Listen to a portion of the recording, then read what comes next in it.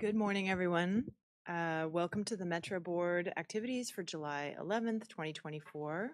Thank you for joining us. Before we begin, we'll ask our Chief Safety and Readiness Officer, Teresa Impastato, to please provide today's safety contact. Thank you, Madam Chair. In the event of an alarm activation, we'll exit this conference room via the glass doors, proceed into the lobby where we'll await further instructions from our security team. If we are instructed to exit the building, I'll lead the group to our designated assembly point while the security team coordinates with first responders. There is an AED located at the entry desk, and in the event of a medical emergency, I'll retrieve the AED and render aid while we await emergency services. Lastly, restrooms are located in the vestibule area adjacent to this conference room. Ensuring the safety of our customers across all modes of transportation, especially our younger ones, is a core value at Metro. Here are some safety tips for using the Metro system with children. Parents with children should look, listen, and be alert for themselves and their children at all times.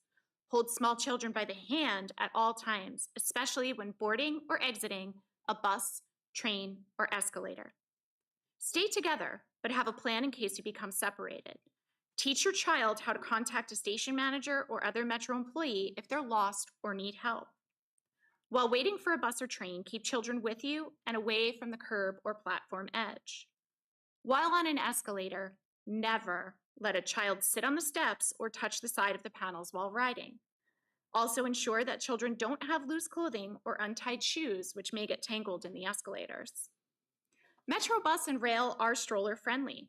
If you have a stroller, be sure to secure your child in the stroller. Buses and trains may make rapid or sudden accelerations or decelerations.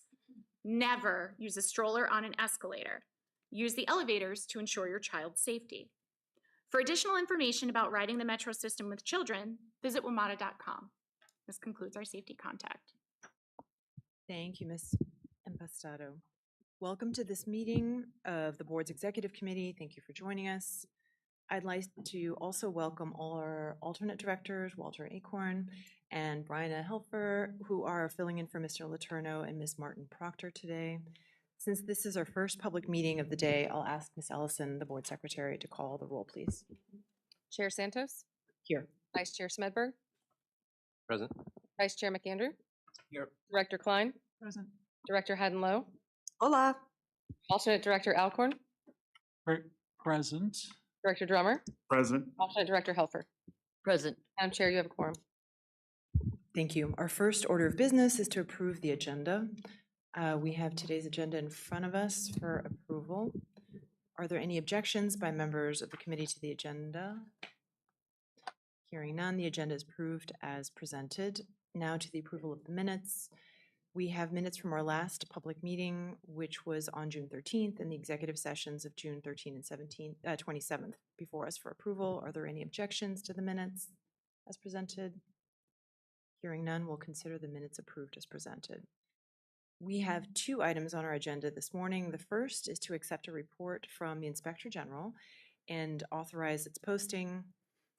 Next, the committee will receive its semi-annual report on Metro's progress in meeting the talented teams goals in its strategic transformation plan that was adopted by the board in February of 2023. Today's presentation includes data from Metro's annual employee survey, which was conducted in June. Under the board's bylaws, the executive committee is responsible for reviewing and accepting the reports from the Inspector General. The committee has reviewed the following report, which is the audit of the WMATA Smart Trip Regional Partner Comparative Billing Statements. Before we take a vote, Ms. Amron, would you like to provide the committee with any highlights from the report?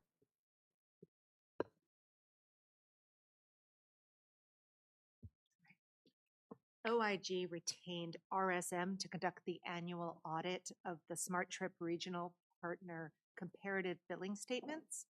The objective of the audit was to determine whether WMATA's billing statements are free of material misrepresentations.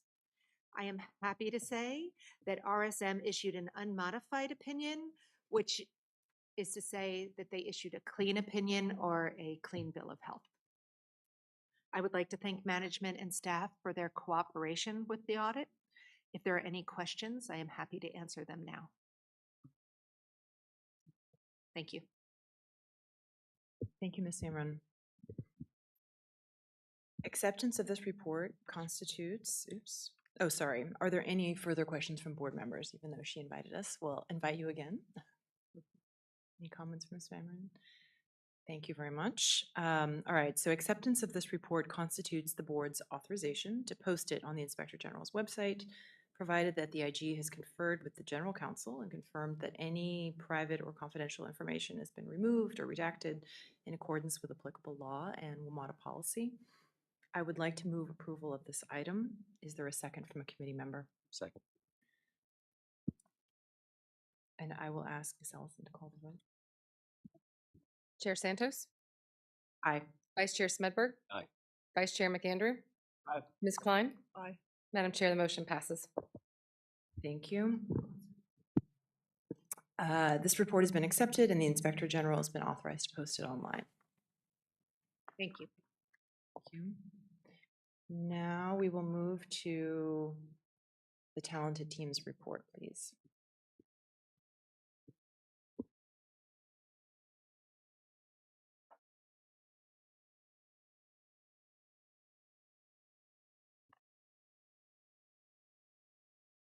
Good morning. I'm Sherry Dickerson. I'm Chief People Officer for WMATA. I'm here with Teresa, thank you, Impostata, and Jordan Holt. I'm also joined by two members of my team, Andrea Cunning and Darlene Slaughter.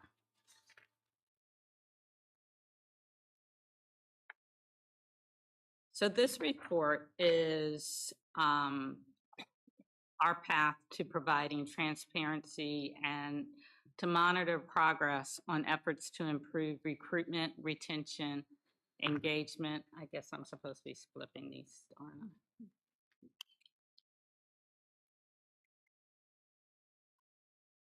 Can you? Thank you. So we are trying to make sure that we are providing progress on our efforts to improve recruitment, retention, engagement, empowerment, recognition, and professional and technical skill development. This is the second progress report on the Talented Team strategic goal and presents data on associated KPIs from the first 10 months of FY24, which is July 2023 through April 30th of 2024, as well as the results of the most recent annual employee survey, which was conducted in June of 2024. The progress is tracked relative to the targets set in the Strategic Transformation Plan, which define expected performance levels at the completion of the plan in 2028. So these metrics are defined in the Strategic Transformation Plan and draw from Metro's employee management system, which is PeopleSoft, as well as the annual employee survey.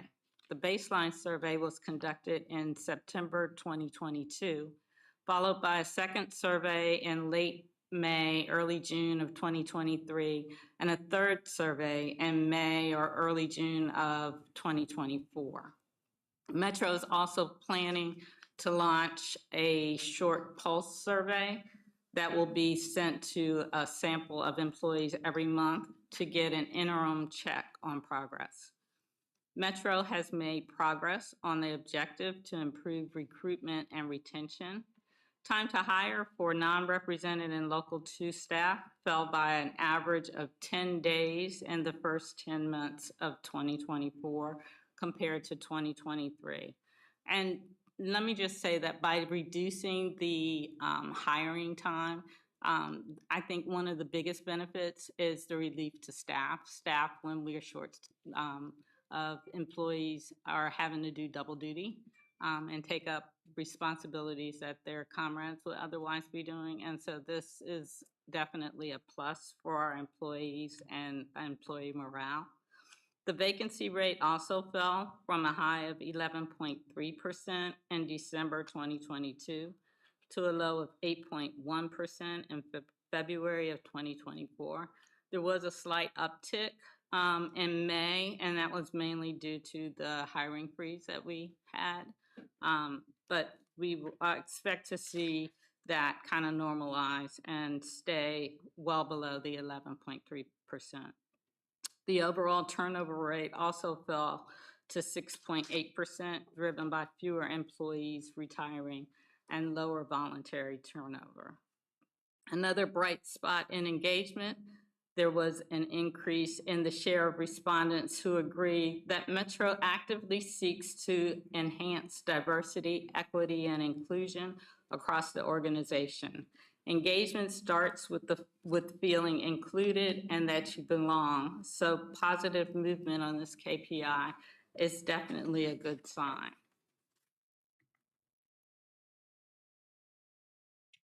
"2024 was a rough year for Metro in terms of the budget.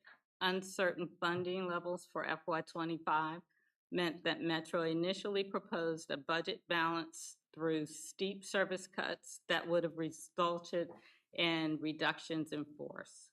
We implemented a hiring freeze in January, and there has been no performance-related or merit increases for non-rep employees. We see this in the results of two key measures, but these factors are also likely to influence other areas of the survey as well. The vacancy rate has fallen from the highs in 2023 and 24, although they rose to 8.1% in February, from 8.1% in February to 9.0% in May due to the hiring freeze. This is the overall vacancy rate. It's much higher for some positions. For example, in police, MTPD has a vacancy rate around 23%. And we currently have a vacancy rate approximately 3% for bus operators, which is definitely a plus. Employee morale also fell in 2024 compared to 2023. So this can be seen through the Net Promoter Score, which tracks the likelihood the staff would recommend Metro as a place to work on a scale of -100 to 100. And the Net Promoter Score here fell from 1 to a -2. So you get the -2 by the percentage, and Jordan, keep me straight on this, by the percentage of promoters, which was 32%, minus the percentage of detractors, which was 34%. And so that's how you get the -2. So if we had 100 promoters and zero detractors, then we would have 100. Important to note that there was no increase in our detractors. So that what we really saw was a shift from promoters to neutral. Is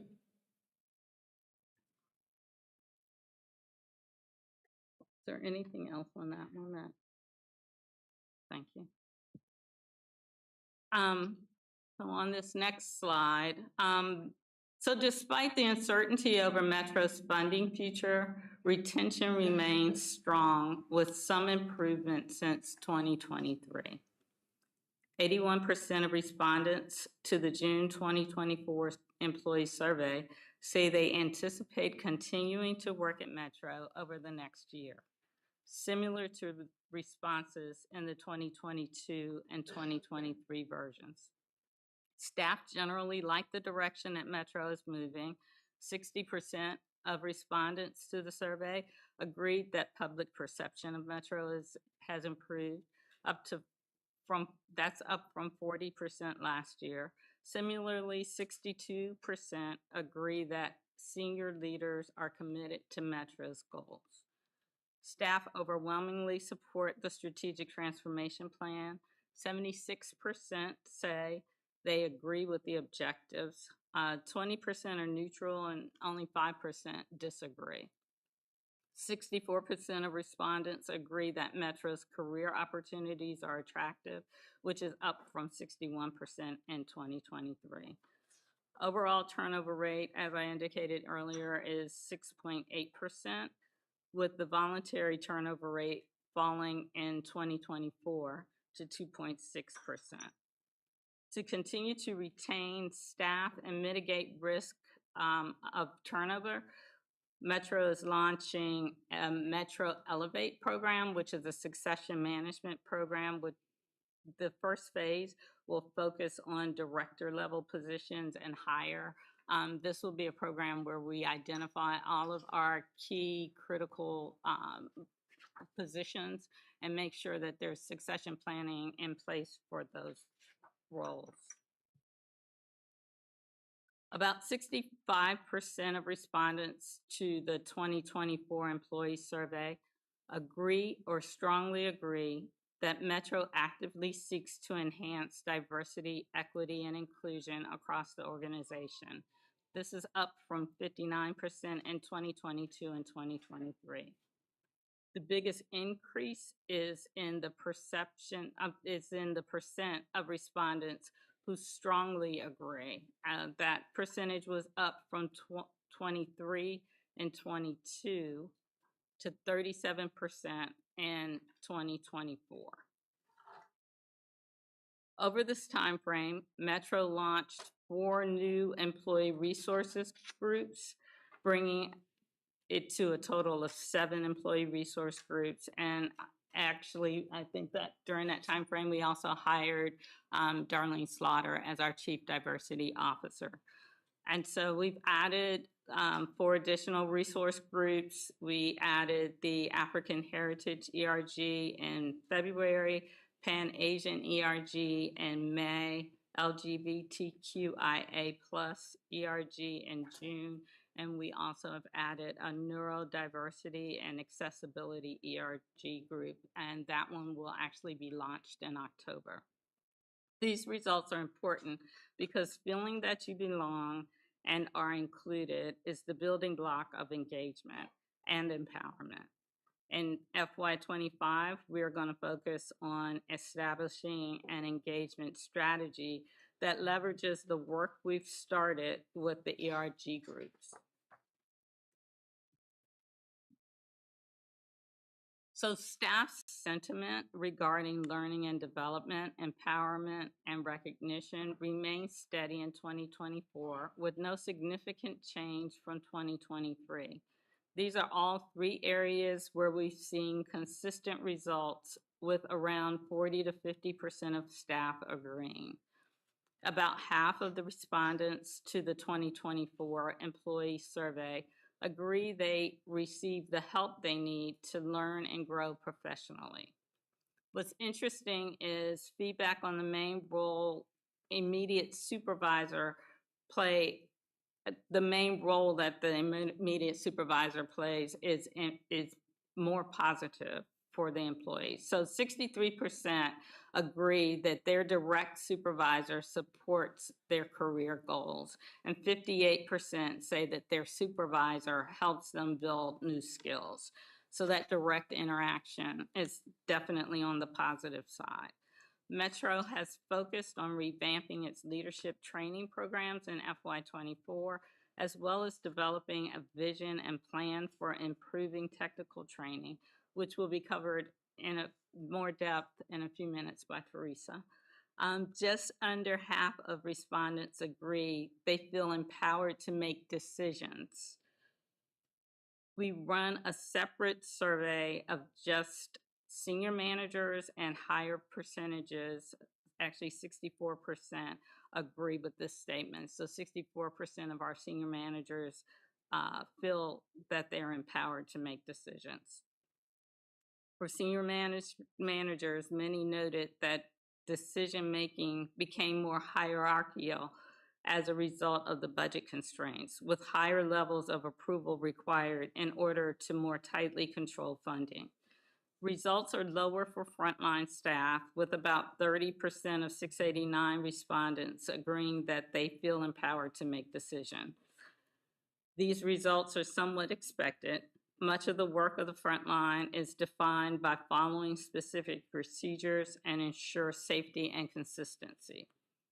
For Metro staff, empowerment does not strongly correlate with comfort reporting staff concerns. 74% of respondents agree they feel comfortable reporting safety concerns. 86% agree they were aware of the processes and procedures necessary to conduct work in a safe manner.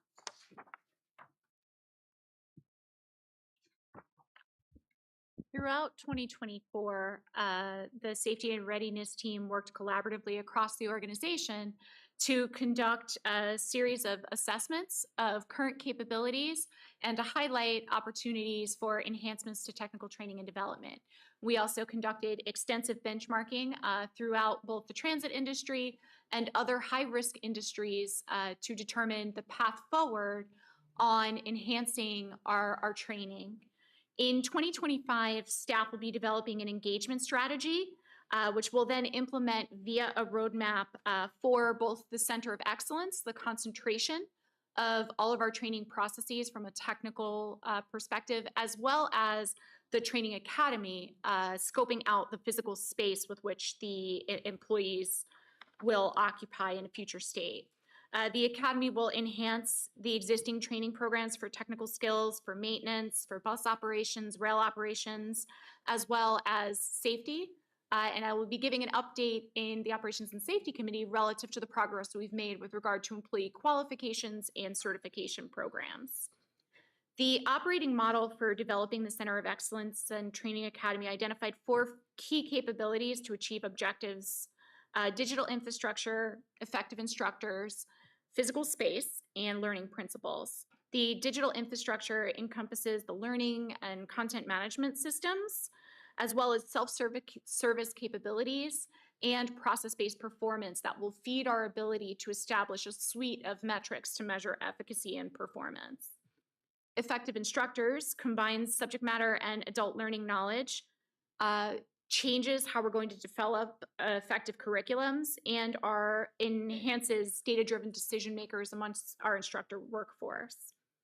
The physical space refers to the facilities and resources that support modern learning, and there's a lot of concentration in ensuring that we have up-to-date equipment, including augmenting learning with effective technologies such as low and high fidelity simulation, immersive learning, VR and AR technologies. Learning principles support modern learning modalities for today's adult learners and a data-driven approach towards feedback, change management, and system improvement. By adopting this holistic strategy, the Center of Excellence will support sustainable learning and adaptability, as well as an enhancement in service quality and staff growth. Other drivers for success in this venue include leadership that fosters a culture of excellence, compliance, continuous learning, and collaborative relationships, which directly support a lot of the cultural change that we're driving towards with our talented team's efforts.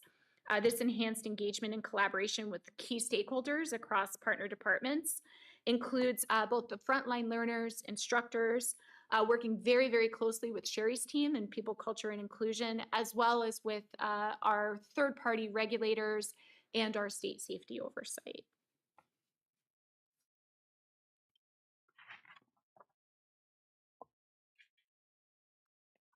So the largest opportunity for improvement continues to be increasing collaboration, reducing duplication, and streamlining administrative processes.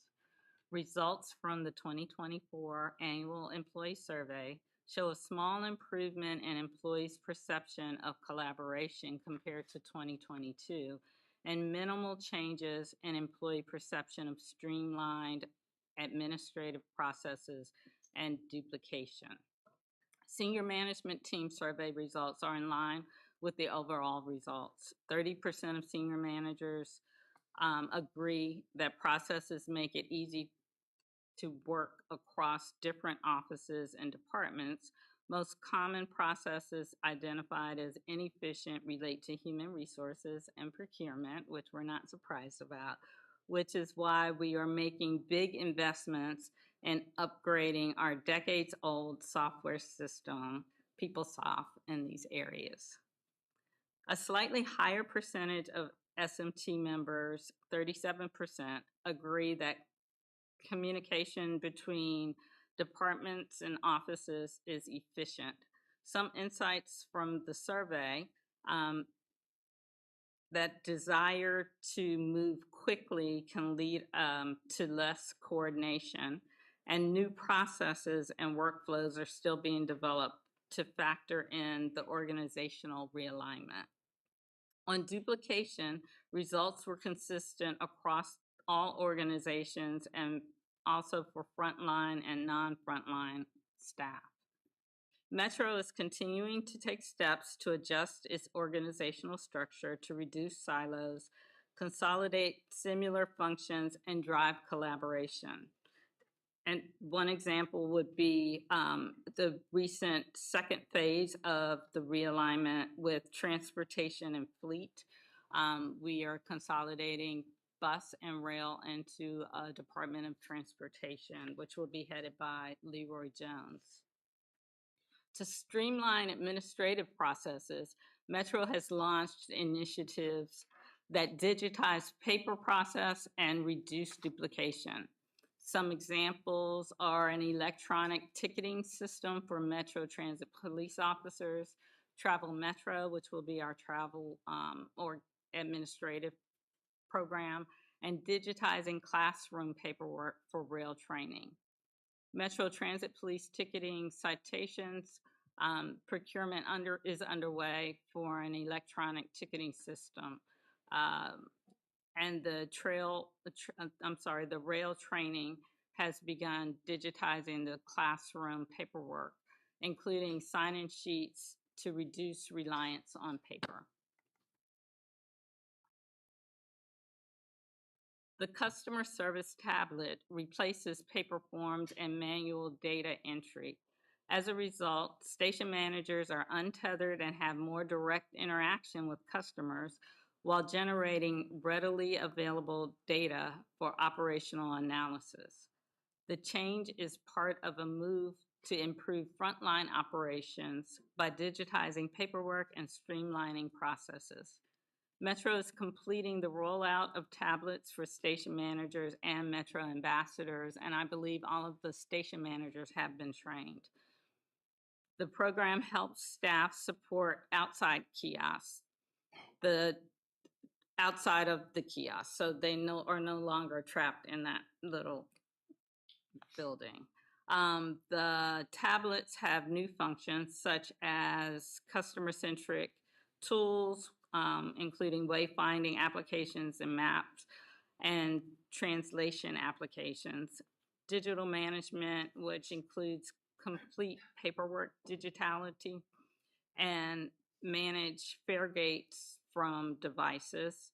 Compliance and data transparency is also another function that is included in that program.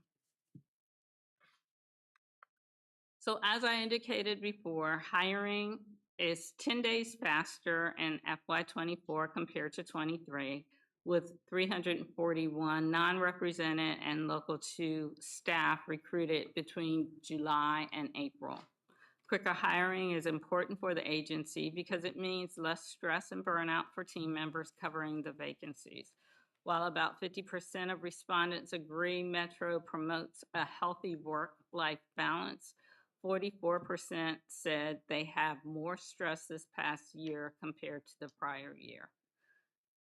The ability to make faster progress on key changes and initiatives and fewer gaps in service are also benefits of the hiring quickness and speed. Metro is making a large investment in a new enterprise resource planning software system for human capital management and financial management called Metro Sync.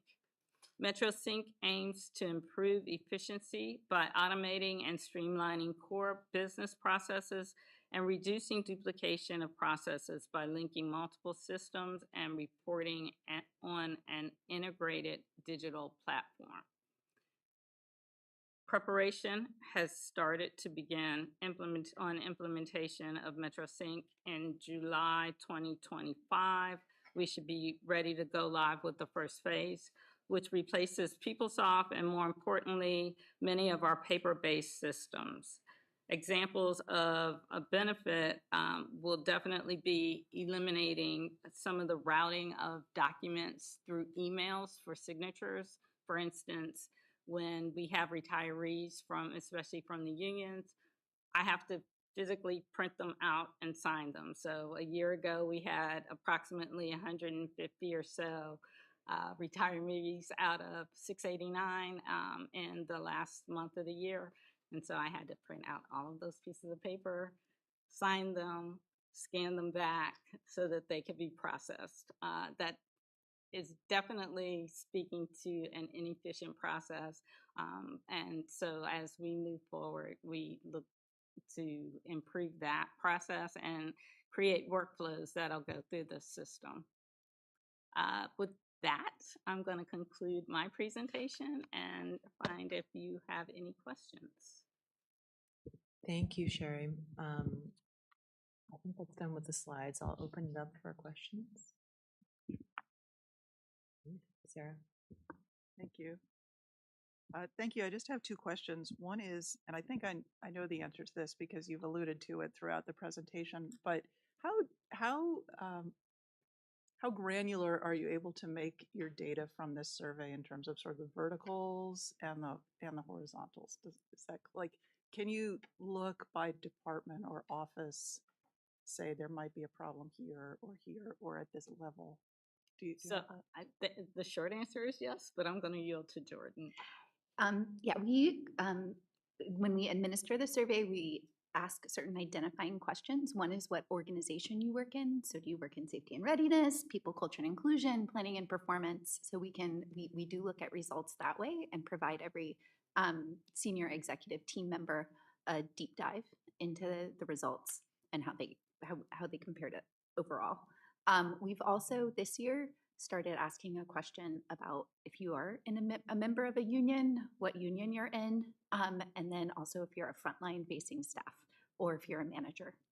We also ask standard questions about gender identity as well as race and ethnicity. Great. I think obviously it's really important to make sure that the folks who are more directly able, a lot of the initiatives are sort of cross-cutting, which is great, particularly some of these paper-reducing ones, but also giving the information to the people who are more directly involved. And it sounds like you're doing that, which is fantastic. And my last question, on the Net Promoter Score, is that a national thing? That's not something that WMATA decides what the breakpoints are. Correct. It's a standard. And when we look industry-wide, it's the benefit of adopting a standard like this. I know it takes a little while to get your brain around, like -2, that seems bad. But it's a national way of asking this, or a standard way of asking this. And kind of that allows us to benchmark ourselves. So when we do look across kind of various industries, kind of the average score is 14. Mm-hmm. So that's something that, we can look to what does good look like, how we can get there. That's interesting. I just found it interesting that 7 and 8 are considered neutral, because to me, honestly, if I were asked would I recommend something and I gave it an 8, that's not bad. That's pretty good. Exactly. I do like thinking of it that way, because then it puts it in your own brain of like, oh yeah, I've said an 8, I guess I'm neutral. Like it takes a lot to be a promoter. A 9 or 10 is a very high score. It does. So it's something to strive for, obviously. So thank you. Thanks. Thanks. I'll ask a question. It looks like Director will also have a question. Thank you so much, Sherry, for clarifying. As you know, we spoke about this previously, this issue of percentage of employees who feel empowered to make decisions was something that on the surface sounds like it might be a low number, and thank you for clarifying that it's significantly higher when it gets into front-facing staff. If I heard correctly, it's 75%? 75%, and this is more specifically around safety and Yes. their willingness to report safe events. And my question for you is while that is a high number and that's something to be applauded, what initiatives are you all putting in place to raise that number even higher so that it's above 90%, for example? Could you speak to that, please? Yeah. So I'm happy to answer that on behalf of the panel. So one of the things that we started in our SMS journey was our collaborative partnership with MITRE, who have experience in the aviation community as well as other high-risk industries in quantifying safety culture. And we conducted a baseline safety survey of all of our employees that really drilled down not only vertically, but also horizontally across 5 domains of measuring an effective safety culture. And one of those domains is reporting. Based upon the results that we received from MITRE, we noted that there was a fair amount of variation amongst departments. And over the subsequent 3 years, we've been implementing several tactical plans that we'll talk about actually today in the safety and operations update in terms of improving that number. So we've been working to enhance channels for reporting, awareness of those channels. We've also created recognition programs to further incentivize employees to continue reporting and highlight those successes. We are working through in the off years, we've added additional questions to our employee surveys and conducted focus groups to identify the efficacy of those interim actions. We are gearing up next year for a follow-on survey that will maintain all of the baseline questions, but also ask some more targeted questions to assess the efficacy of those initiatives. Thank you, Director Lowe. Can we hear a little bit more about Metro Sync? What's going to be at the back end of that, and how is that being developed? This is going to be a big change. It is so important to stop using PeopleSoft, but this is going to be epic. So I would just like to hear a little bit more about how this is being developed and how we're preparing for this transition. So Metro Sync is an enterprise resource system using Oracle as its platform. Okay, so Oracle's at the back. Right. And so it will be across the enterprise. It'll include HR functions as well as procurement and financial systems. So it's one system of truth. Mm-hmm. And so that integration is being developed. We have consultants here from Oracle who are working with team members from finance, from all of the departments across the agency, including people, culture, and inclusion, to make sure that the rules that we need to have in place in order to move forward are in place. Not doing things the way that we're doing them now will be important. So we're not doing customizations as long as we don't require them for regulatory reasons. Everything will be just based on what comes out the box and configurations. And so that will allow us to have a best-in-class system in place that will provide us with more flexibility. When they do upgrades, we don't have to go back and rebuild the system. There'll be a lot of advantages to doing something that's a little bit more vanilla. And so I'm not sure if that was where It you is. headed, or if you had So I want to dig into that a little bit more. That's a bolder decision, right? Like to change our processes instead of like trying to, put the round peg in the square hole or whatever. But it's hard to do that. It is. We have a change management group that will be working with us to make sure that the staff is prepared for the change. But we're bringing staff in to make some of those decisions so they'll have buy-in. And so I think that's probably the more important part, to It's make key. sure that they understand where they're headed. Do you feel like, how is it going so far? How long has this been going on? How's it going so far? And do you feel like you have enough time and we're on track for July 1, 25? So we're doing it in phases. I probably am not the best one to speak about the intimate details of where we are, but I can speak because HR is going to be one of the first parts to go forward. We are on track to be on time. I think Judd is probably going to speak to this in a little more detail at some later meeting. I can give a comment on that. So you may recall when Judd, our Chief Digital Officer, he probably a couple of months ago, he mentioned Metro Sync, part of that. Yeah. He and Utundi is actually the top executive lead on this program. Basically, it's a kind of a council of Utundi, our CFO, Chief People Officer, and Chief Digital Modernization Officer. A triumvirate, if you will. Yes. This is our number one priority, non-customer facing priority for this organization. Yes. Gigantic lift. Be honest, I've gone through an ERP implementation. Sherry's done a couple. None of them go perfectly smooth because it's just really complex. So what we're really working on the front end is building our architecture And these are these process and change management pieces. So then the system can be implemented easier versus then getting a new system and then going, well, what are our policies and whatnot? So we're trying to rebuild structurally, architecturally, modernize that. So the technology just becomes the implementation tool versus kind of dictating rules. So everyone's working really well on that. I believe Utundi and Judd are going to be here later in the fall to give a deeper dive on this program specifically. And I think that's what Judd committed to a couple months ago when he was here. Is That's that correct, Utundi? Yep, thank you. That's great to hear. And look, it's just something to keep, this is super important. This could be super high risk, like it could go real bad. And so it's just something to. Oh, compared to what we have That's today, not an option. Right. it's only, So, like, it's only going upwards. I hear ya. And let's look forward to that update in the fall.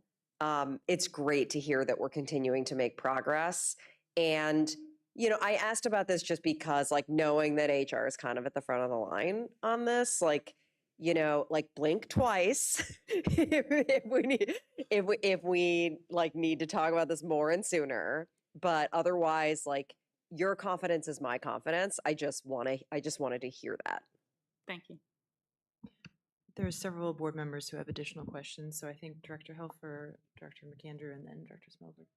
Yeah, you mentioned, thank you, by the way, for all of this, the connection between employee, kind of the folks that promote, they want to stay longer, and their engagement and feeling connected to the organization. How are ERGs playing a part in that? And also, what other kind of employee engagement are we doing around the results for suggestions moving forward? So ERGs give employees a voice, and it allows them to kind of express how they want to belong to the organization. And so we're letting them take the lead on some of those activities. And then we'll also there are senior leaders of each ERG, and then there are executive sponsors. So each will form committees and help us as we develop policies and procedures to make sure that we're in compliance and in alignment with some of the thoughts that are coming out of the ERGs as well. Director McAndrew. This is, doesn't, just kind of like looking at slide 14 or slide 3 of this deck, 14 to 22. So the overview of the talent and team metrics. And I recognize that we're making progress in terms of recognition, efficiency, collaboration. Those are still pretty low and not yet hitting our targets. And just kind of broad-based question. We don't need more meetings, probably. We're over meeting, but like just thinking through, like, is there a focus on like how we communicate as a team? What is the communication protocol? Are we looking at different types of platforms? And again, we don't want to, I have way too many platforms in my day, from WMATA to MDOT, so not asking for more, but are there opportunities to streamline and Teams is fine, but it's not optimal. Sometimes emails are fine, but it's also not optimal. So just kind of asking that broad-based question of like, that might be an area of importance to review as well.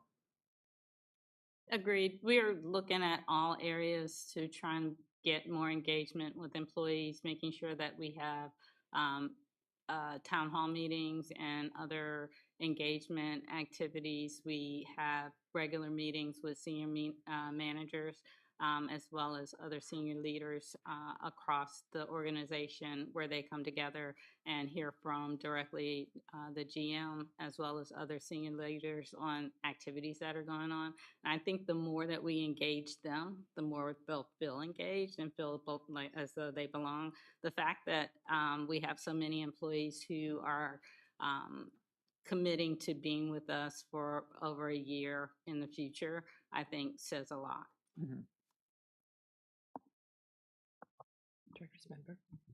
Thank you. Sherry, just briefly, a lot of great information here, but I think the one concern that we've had over the years with all the change and everything that's taken place, it's that middle tier of folks, the future leaders of the organizations, not up here, but here.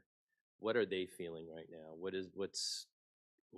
you know, are they feeling good about their positions and their opportunities? And we know we have a lot of talented people here, and we're constantly getting poached. Right.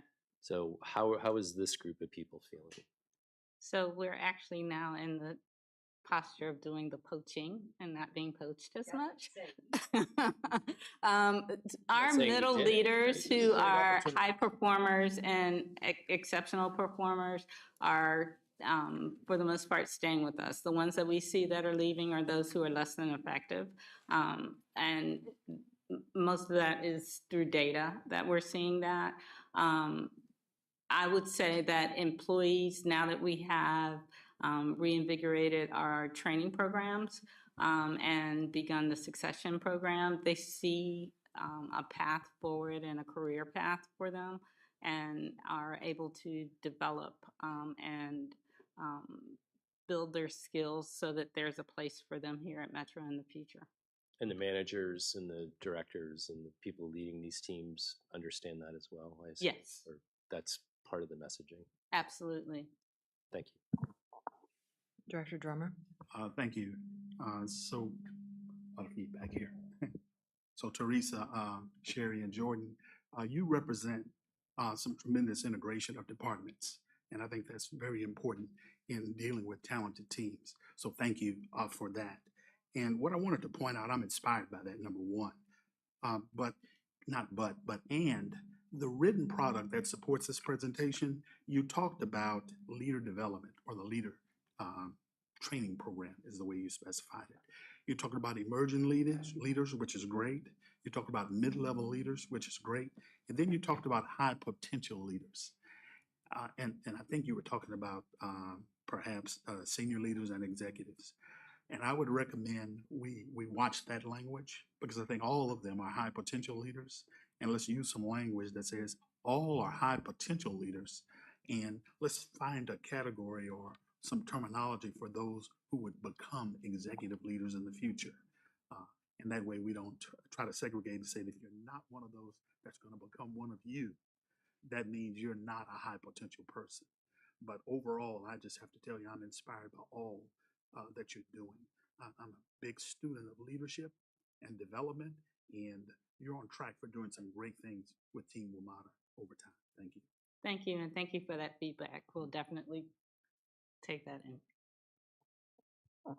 And I have one question that I know the general manager also had a comment.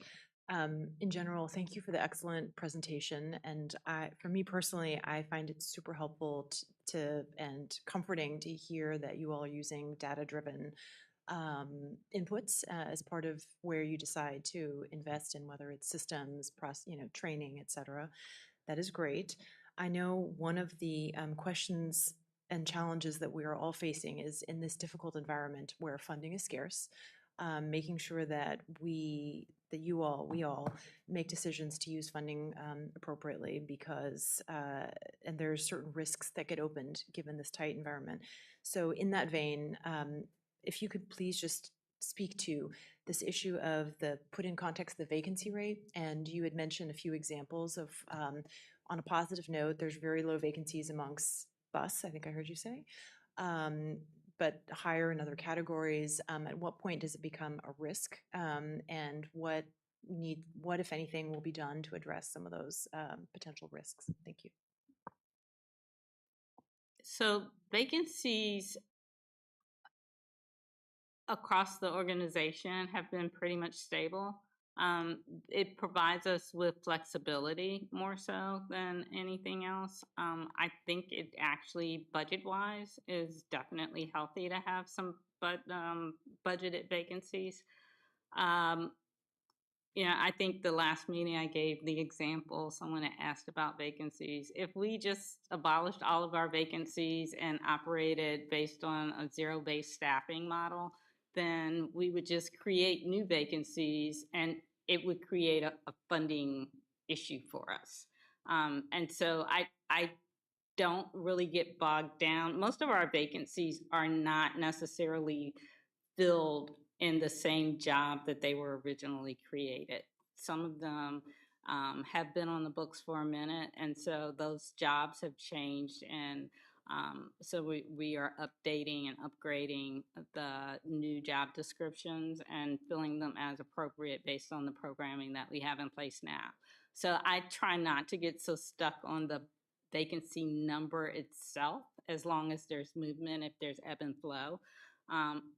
The issue becomes when the vacancy number starts elevating or accelerating quickly, and it's the result of turnover. That's when I get most concerned.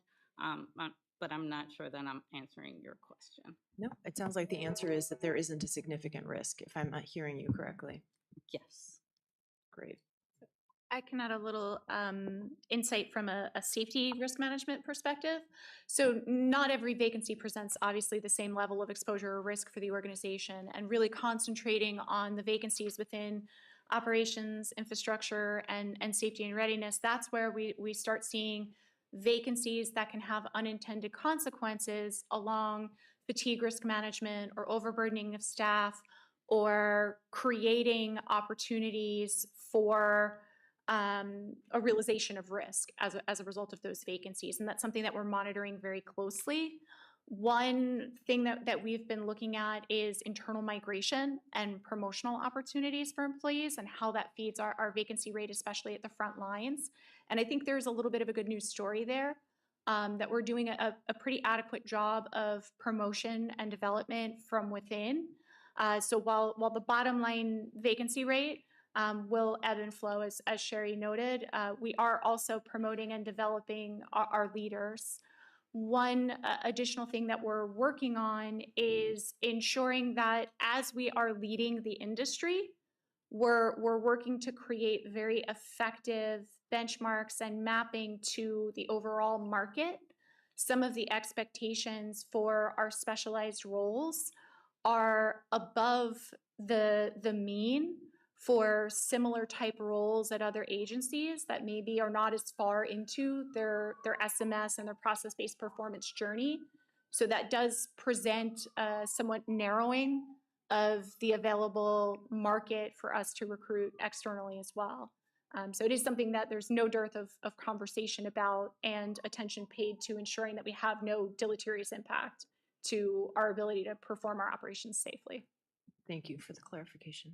Yeah, Madam Chair, I was actually going to that was going to be one aspect of my comment. Teresa did it more eloquent than me on that, which is, overall, I think this is just a good opportunity to remind ourselves, the board certainly knows this well, but publicly, how critical it is to have stable funding.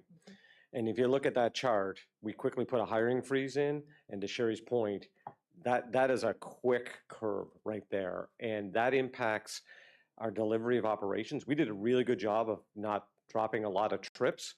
That cost us some money on overtime, hurt us from a little bit of fatigue. We don't have the ability, for instance, next year to do that. We have massive special events next year with the inauguration of World Pride. We're going to have no ability to have a reduction in staff next year, or we're going to have serious operational impacts. We also, I get worried about the lack of merit increase. And I know the board has said this publicly, and I appreciate this. Our staff should know their work is not, the lack of a merit increase doesn't reflect what we all think of their work. And it was a really big sacrifice for our staff this year to not take an increase.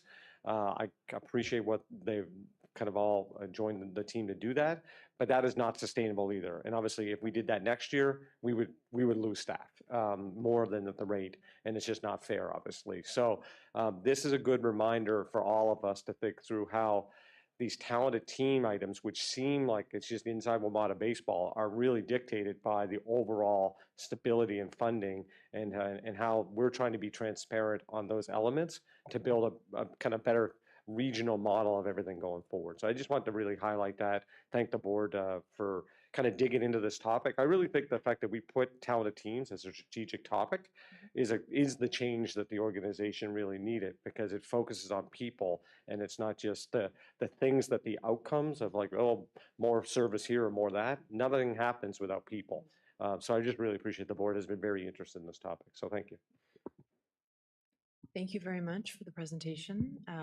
Any more questions? With no further business to come before the committee, we stand adjourned.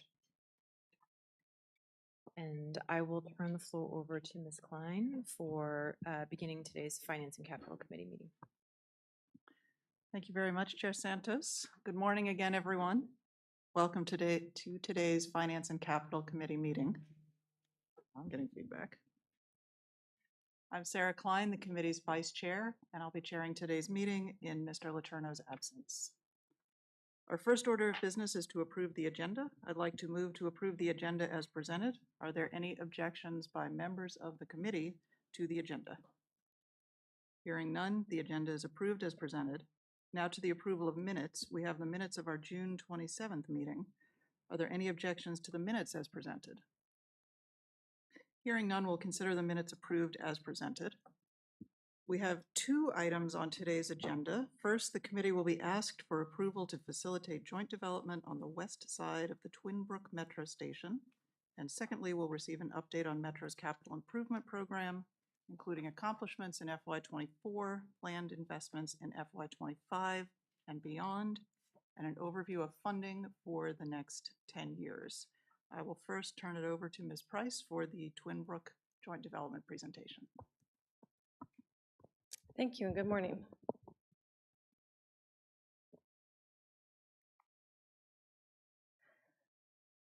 My presentation today will touch on joint development plans and approvals at Twinbrook West Station. These actions and efforts support our strategic transformation plan and the objectives of regional opportunity and partnership goals, particularly community partnership and engagement, by accelerating transit-oriented development, which increases ridership for Metro as well as tax revenue for our state and local jurisdictions. The background on Twinbrook Station includes a number of previous joint development activities. In 2002, Metro executed a joint development agreement for joint development on the east and west side of the station, and executed 2 ground leases, which have resulted in nearly 500 units of housing, as well as 30,000 square feet of retail, as well as a new garage on the west side for Metro's use. That JDA expired in 2017. In 2021, Metro received an unsolicited proposal from Hines Development Corporation to acquire a stormwater site that Metro owns on the west side. In 2022, we issued our 10-year strategic plan for joint development, which identified Twinbrook as a near-term priority for development. And Hines has proceeded to receive project plan approval from the City of Rockville for their proposed plan at the station. By way of background, on the west side, just to orient you, there's a number of current facilities, a daily parking garage with 435 spaces, as well as a surface lot with 188 spaces, a kiss and ride lot, as well as 3 bus bays and the stormwater pond previously mentioned. The unsolicited offer from Hines requests assemblage of the 1.2-acre stormwater site to be combined with 2 adjacent parcels, which the developer currently controls. It would be a fee simple sale. The combined development would accommodate 437 residential units, 15% would be affordable, and 5,000 square feet of retail. As part of the project, the developer will be responsible for building and maintaining an underground stormwater vault, as well as constructing a portion of a roadway that will support future bus facilities that will enable future development on the balance of the site. In addition, we're seeking committee approval today to hold a compact public hearing for the balance of the west side facilities, which would close the surface parking lot, relocate 3 bus bays, as well as the kiss and ride lot, which would enable the joint development on the 3.3-acre site that would result, and requesting board approval to issue a future joint development solicitation for that site, which could accommodate, we think, 400,000 square feet or more. The timeline includes a number of activities. Once the board approves the JDA, we would move to execute that agreement with Hines, seek Federal Transit Administration concurrence, begin planning for future joint development, including preparing for a compact public hearing, which we would hope to hold this winter, and bring back to the board for consideration the staff report next spring. We're projecting a closing and groundbreaking on the Hines project next summer. We would look to issue a joint development solicitation for the balance of the site next fall. So in summary, we're seeking committee approval today to authorize staff to execute a joint development agreement for the sale of property to Hines at the Twinbrook Metro Station, as well as to hold a compact public hearing and issue a joint development solicitation for Twinbrook West. And with that, oops. Great. Thank you very much, Ms. Price. Could I get a motion from a committee member to approve this item? Whoops. Committee discussion. I skipped this committee discussion. Let's discuss. Does anyone have questions or comments on this item? Mr. McAndrew. Maryland is very happy to see this move forward, and we look forward to seeing it advance. That's great. A minor question, going to the calendar for a moment, could you provide context on why the issuance of the joint development solicitation would occur in the fall of next year, and is it possible to move it up sooner? It is possible to move it up sooner. There are a lot of things that have to happen in order to enable that. So assuming the compact public hearing can proceed, assuming there's no objections to it and so forth, but it could potentially move up depending on those factors. Okay, and just one question for me. We've talked about this before, but just so everyone can hear it. Often there's a recommendation that transit agencies consider leasing parcels rather than selling outright, but I understand the specifics in this project suggest that a sale is optimal because it's going to be consolidated with other parcels. Is that right? Yeah, great question. Metro does typically do long-term ground leases as part of its joint development program. In this case, the developer is combining our property with adjacent properties that they've acquired into one single lot. And as a result, it's necessary to have the fee simple interest versus a ground lease for portion and fee simple for partial. So in those cases, and in many cases similar to this in the past, we have sold fee simple to enable that project to advance. Great, thank you very much. Any further comments or questions? Okay, well now, can I get a motion from a committee member to approve this item?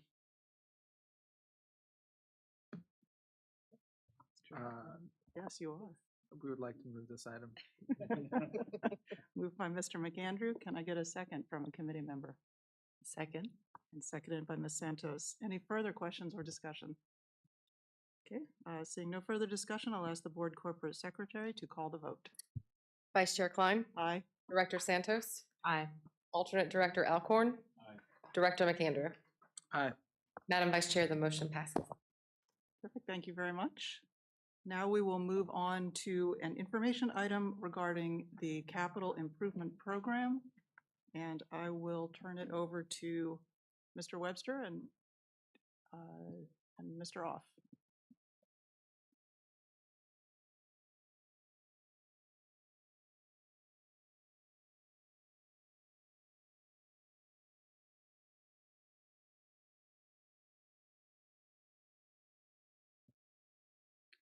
Thank you, Director Klein, members of the committee, and board members. My name is Tom Webster. I'm Chief Planning Performance Officer at Metro, and I'm joined by my colleague, Chief Infrastructure Officer, Andy Off.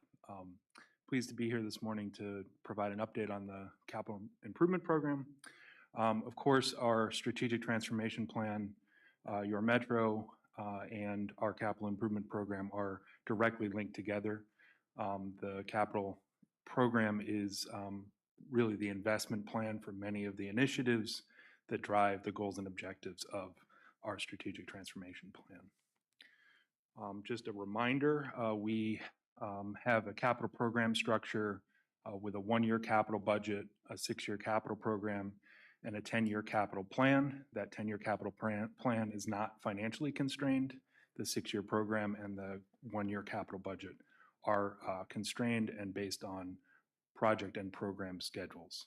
Through the CIP at Metro, we are primarily reinvesting in the existing system, advancing rehabilitation, replacement, and maintenance projects that include some modernization elements, but largely, again, reinvesting in the assets and the systems, infrastructure, and equipment that we have today.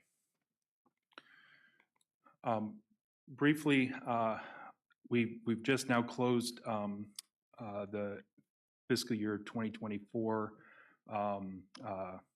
fiscal year, and we're estimating that we invested about $2 billion in the fiscal year. And again, large investments across a lot of different categories, and myself and Andy will highlight a number of these things today, but continuing ongoing projects and programs like the bus division replacements at Northern and Bladensburg, continued reinvestment in the rail system, some wayfinding and passenger information improvements, as well as the completion of our Metro Integrated Command and Communications Center. We did encounter some delays in FY24 in some major program areas, including our bus vehicle procurements, where there is a significant industry challenge with limited manufacturing capacity and very high demand for modern low and zero emission vehicles. So it has delayed our bus acquisition program relative to the baseline assumed at the start of FY24. As part of the FY25 budget process, Metro made the decision to reduce and rescope our planned heavy repair and overhaul facility for rail cars. We're in the process now of planning and developing smaller scale railcar facility improvements and equipment investments to support railcar repair and maintenance. But again, relative to the baseline forecast for FY24, less investment than was previously planned in that year. And we did some reevaluation of a major bridge and aerial structure program to ensure a refreshed look at the prioritization of the needs in bridges, aerial structures, and other structures before starting that next round of work. So again, a change to the baseline. Each of these things will continue to advance in our current fiscal year and over the next several, but there's a cash flow adjustment as a result of our expenditure-based capital program structure. As I mentioned, we are advancing our zero-emission bus transition. We have now put two 60-foot battery electric buses in service back in November of 2023. And we've now received the first two of our 5 40-foot bus order back in May, and those are in the testing and commissioning phase now. And we are commissioning and testing additional chargers at our Shepherd Parkway bus garage where these electric buses operate out of. Now I'll turn it over to Andy to review some more of the 24 highlights. Oh, thank you, Tom, and good morning to the board. Taking a look at some of our other investments on the escalator side. Proud to say that during the board meeting, you'll have the opportunity to meet our team, who has pulled off, this wonderful work. In 2021, we awarded a contract for major escalator rehabilitation, 139 units. Supposed to take until about December 27. We're about 18 months ahead schedule. And looking really good to be wrapping up in the summer of 26. So what's highlighted here is some work we've done at Metro Center and Tenleytown. Great work by the team. Fare modernization. We're at now 61, not 59. Completed a few over the weekend of our 98 stations and achieving our intended goal of almost a double-digit percentage drop in fare evasion. Other station upgrade accomplishments, we did get all of our new digital passenger information displays installed in our 3 transfer stations. Also working to, continue our edge lighting replacement program, a very important, unique accessibility feature we're fortunate to have here, in our metro system, and continuing with some of our, bread and butter programs to upgrade our parking facilities with more efficient lighting infrastructure. As we've spoken about in this forum, we got some great work done last summer on the Western Orange Line, where we did about 26 miles of rail replacement, 72 miles of fiber optic work. So certainly appreciate the board and the community's support. That specific line, is proven to be, one of our more, reliable lines, since we've done that work last year. Also, the winter shutdown that we went about this past summer between DuPont and Judiciary Square. Again, really good work by the team getting after a structural deficiency. We're able to get out of that a day early and save, about $250,000. So good, big programs that were completed in the previous fiscal year. Now, of course, underneath all of that is the never-ending balance of completing overnight and weekend work to keep the system reliable and to be good stewards, of our infrastructure. Examples of this work, some of the members of the board who were able to join the tour, some of the grout pad work, is stuff we're doing just about, every weekend somewhere out in the system. Testing our cables, replacing ties is all work that continues every year to ensure a safe and reliable system. Did want to take a step back just to talk a little bit about how we plan our work and just to, help the team understand, the complications that the team runs into, but also the fact that we recognize that weekend ridership is recovering, very, very well. We are not tone deaf, to the need to provide excellent service over the weekend, but are also trying to strike that, unique balance between, continuing to do good work and deliver good service. So over the course of the year, obviously 52 weekends. 12 of those are consumed by important events. General Manager mentioned this specific year will be challenging between, New Year's, the inauguration, Cherry Blossom, and World Pride. It will be a unique second half of the fiscal year, but about 12 of those weekends are consumed by very important, events in the region. And then 14 weekends, get blocked out by our summer work, and that's not to, that certainly is self-induced, to the full degree, but it does cause challenges with getting work done in other parts of the system. So essentially, from a planning perspective, we're left with about half of the available weekends in order to plan our work. The next two slides I'm sharing, these were not produced, for this briefing. These are metrics we track internally to hold ourselves accountable, to try and find more effective and efficient means to get our work done. So between fiscal year 19 and 23, we had about a 35% drop in the percent of service negatively impacted by our capital work. Then we kind of had a little bump up in FY24, and that's primarily based upon where we were doing the work. We'll talk a little bit in the future about, the aerial structure that connects Stadium Armory in Minnesota and Benning Road. When you do work there, it impacts a larger percentage, of our ridership. So we continue to track these numbers, really at a global level. There are, I wouldn't call them standards, but, relative, ideas of if we're doing well or not well. Tons of improvement, here, which we're continuing to pursue. The other metric, that this is not to make folks' eyes hurt, but, essentially all this is it shows what weekends are we doing work and what weekends we are not, right? So this may not be intuitive, but you'll see since fiscal year 22, we've almost doubled the number of weekends that are free of work, right? So that's a huge improvement. This is different than the percent of service that is impacted, right? So if you do one work event that only impacts 2 stations, that's very different than if you do one work event that impacts 11 stations, right? So we track it both ways. How are we impacting, the customer from the percent of service that should be delivered, and then just the raw number of weekends and where that is happening. But we are certainly moving in the right direction and doing better. We have many initiatives underway, some longer term, some shorter term, to maximize our overnight work window. But just wanted to share, with the board and our customers, some of the metrics we use to try and improve our performance in the never-ending balance of executing our program and continuing to deliver excellent service. And I will turn it over to Mr. Webster. Thank you. Yes, sir. Thank you, Andy.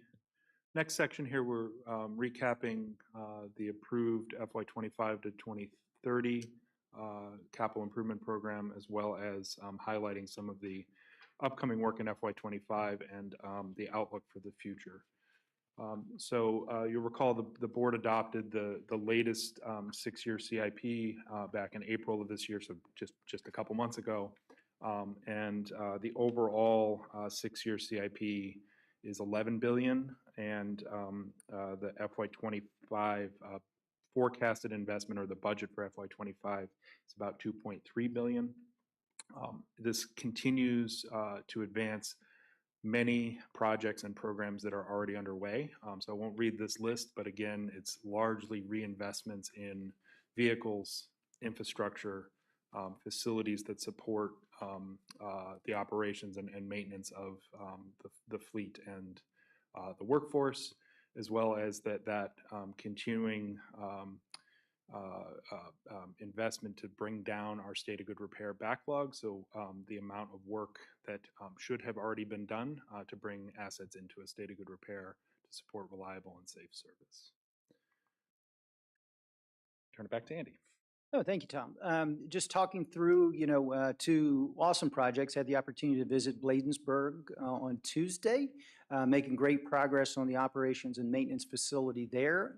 We'll continue that, throughout this fiscal year and plan that to turn that over to our operations team, later in fiscal year 25. Also at Northern, we'll be hanging our first piece of steel at the end of this month. So still making good progress, at Northern, both very complicated, large projects. As folks are aware, we are introducing, fully electric capable facilities here. We are still looking at, calendar year 27 to be fully operational, with some caveats around the lead times on some of the electrical equipment, which, we're still working through, but certainly making good progress, and, it's going to be an awesome facility, for our bus team. Tom mentioned some of the aerial structure work. I can tell you, through the years, we spent a lot of time, on our power systems, our track systems over the course of the past 4 years. Large investments, focused on our structures, to include Grosvenor, and also it talked about, at Stadium Armory there, the aerial structure that carries the rail system over the Anacostia and I-295 in the District of Columbia.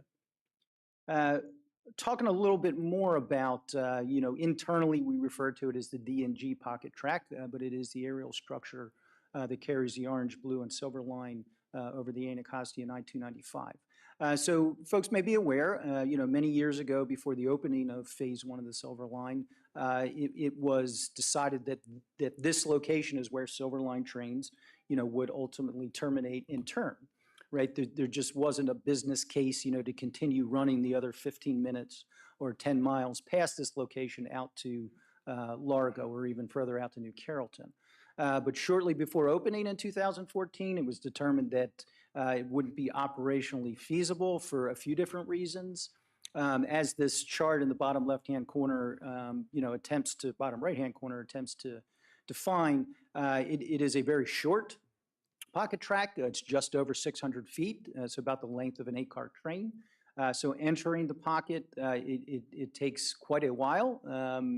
I've been up there on a handful of times, and it is a slow operation to the point where, in order to be able to run good service and not impact the other lines, you almost have to double end the train or almost open up your frequencies to do that. So within the program right now, as shown in the bottom left-hand corner, we have a barge in the water in the Anacostia doing the underbelly or the substructure of the aerial structure to enable a future extension of the pocket track. So while we were doing the required structural rehabilitation just to maintain the existing alignment, we went ahead and added a few features to make the structure more robust, to basically, future-proof, so that we could carry out an extension in the years to come. So we're continuing to work through about the 100-foot extension needed to provide a longer pocket track so that we can pull in, approximately 30 miles an hour, stop, not have to worry about running a red signal, giving the operator the opportunity, the time to change ends, key up on the other end, and then continue service westbound. Also, just so if you think through, Tom and I are certainly working through the details, on the financial part of it. But just when you look at it from emergency response and the day-to-day, I think myself and I think General Manager would share that, the most important, switch machines and infrastructure we have is up here. If there is an issue, up on this aerial structure, the permutations of and ripple effect of the incidents is significant. We have teams up there numerous times a week, trying to keep this in a state of good repair. To harken back to, medical center and the days where we didn't have an operational interlocking up there due to the water infiltration, it's somewhat synonymous in that it's a piece of infrastructure that we have to sink so many resources into on a day-to-day basis, simply because of the condition of the existing infrastructure. So it is a program we're excited about, and we're continuing to work hard, to make better value for our customers on a day-to-day basis. Oh, sorry. Yes, ma'am. And I will be turning it back over to Tom. Thank you, Tom. Thanks, Andy. So mentioned earlier some of the challenges with bus procurements. Our forecast now for the award of our next 5-year contract for bus acquisition is in this first quarter of FY25. So optimistic that program will get underway. We're also, of course, advancing the 8000 series railcar acquisition program, and we're expecting to move into the final design phase of those railcars in later this year. Again, as part of our commitment to preserve capacity for state of good repair and use resources wisely, as part of this last year's budget process, we committed to identify $150 million of cost savings without impacting projects and project scopes.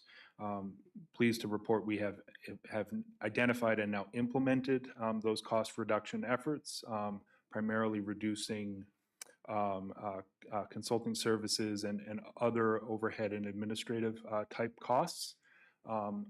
Doing that by sharing resources, finding ways to be more efficient in project planning, project delivery oversight, and that type of thing. We have reduced $150 million from projects and programs associated with that type of work, and then reinvested it in state of good repair programs within the approved CIP. We're continuing efforts like we went through with bus shelters to revisit standards, requirements, and look really at industry best practices and other ways of approaching the work to be, again, more normal in how we advance projects rather than overly customized site and location-specific complicated designs. So more to come on that, but we certainly recognize the more we can save on the work we're doing now, the more capacity remains for work we need to do to continue the state of good repair programs here. Moving to a bit of an outlook for the next several years of the capital program. So as we repeated earlier, our current capital program and the funding for that, largely reinvestment in the state of good repair of the system, as well as accompanying modernization efforts as part of those programs. So just a couple of examples to think about. When we replace a bus with a modern bus, it's both a state of good repair activity, replacing something that's past its useful life, and in a worse condition than a new bus, with a modern bus with modern customer amenities, power systems, and that sort of thing. Similarly, on the facility side, when we replace a maybe 100-year-old building that was designed for a different purpose, like Northern Bus Garage was designed as a trolley barn, or built as a trolley barn, converted to a bus garage, and now we're replacing, or largely replacing the facility with a modern facility to support our zero emission fleet.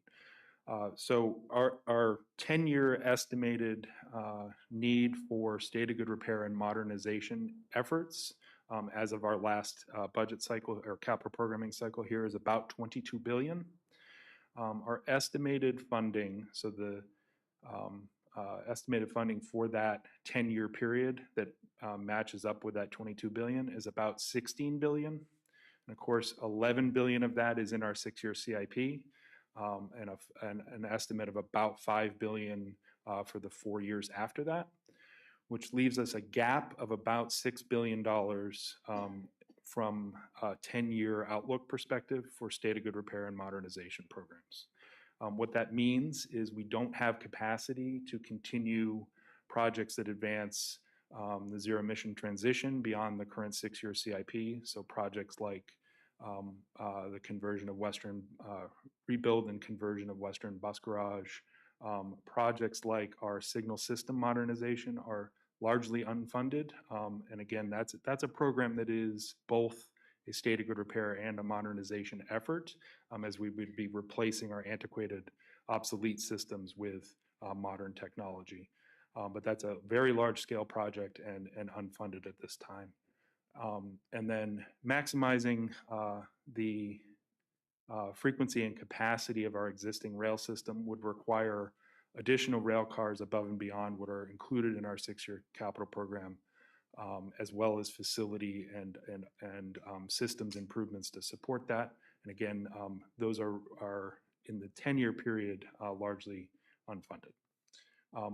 Again, because our capital program and the funding for it are designed around state of good repair, we don't have any funding or capacity for expansion, extension, or adds to the region's system and network at this time. To show this from a financial graphic standpoint, this is a slide the board is familiar with, but updated for our most recent approved 6-year CIP. We have, as a result of advancing the state of good repair programs, and to support that, we have been issuing dedicated funding backed debt.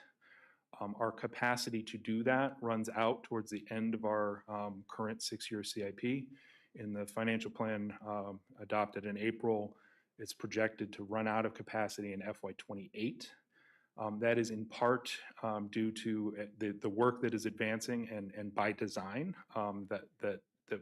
that funding source would be leveraged and debt would be issued.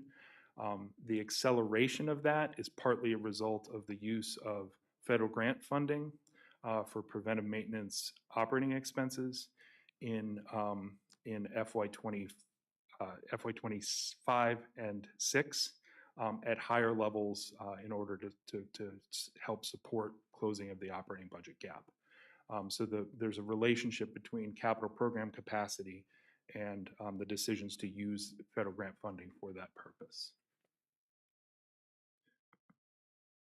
What that means, we have made significant progress at Metro and as a region in reducing that wonky term, the state of good repair backlog, but reducing the overdue rehabilitation and replacement maintenance work.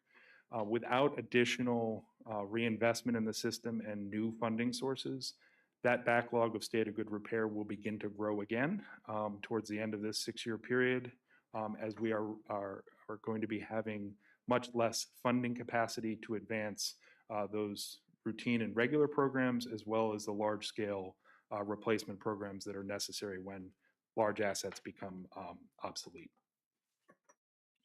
Ultimately, if those programs are not advanced, we will see reliability and eventually worse customer experience and potentially safety issues.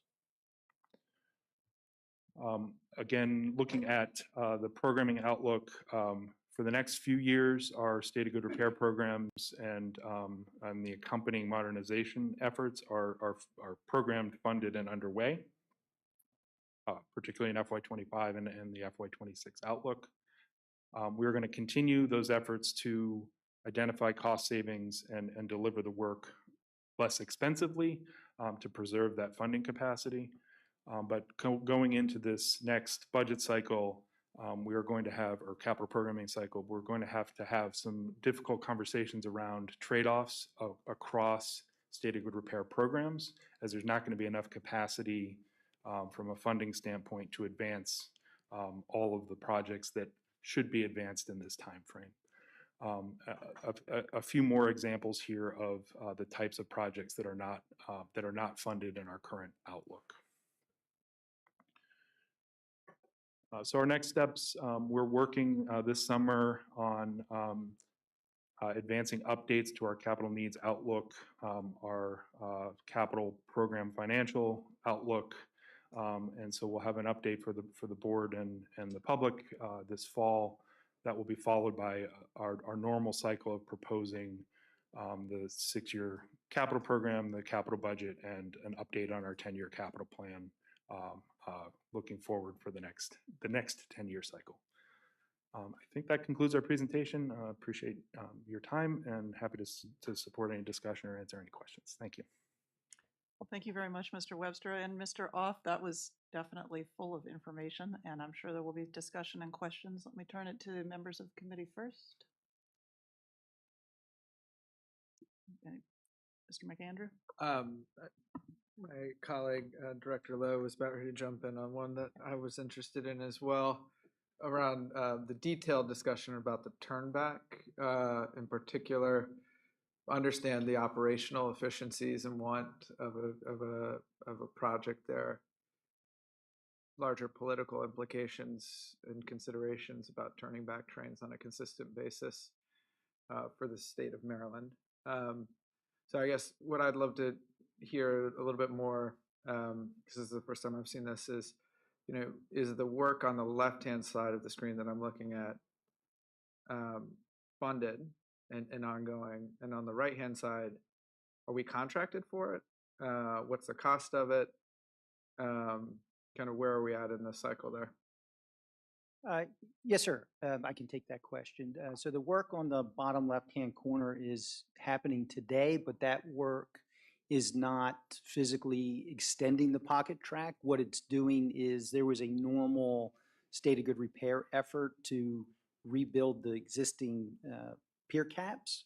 So while doing that, for efficiency's sake, the thought was, hey, while we're here, let's build out the superstructure, the substructure, or the underbelly, so that if we need to do that, extend the pocket track in the future, it is there. So that work is active, and that picture was taken probably a few weeks ago.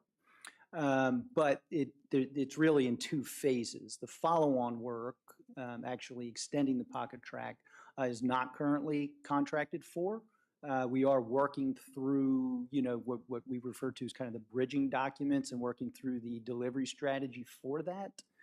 We would like to see that move forward, probably, I would say, in about 6 months or so, in terms of, getting it out to market, for feedback.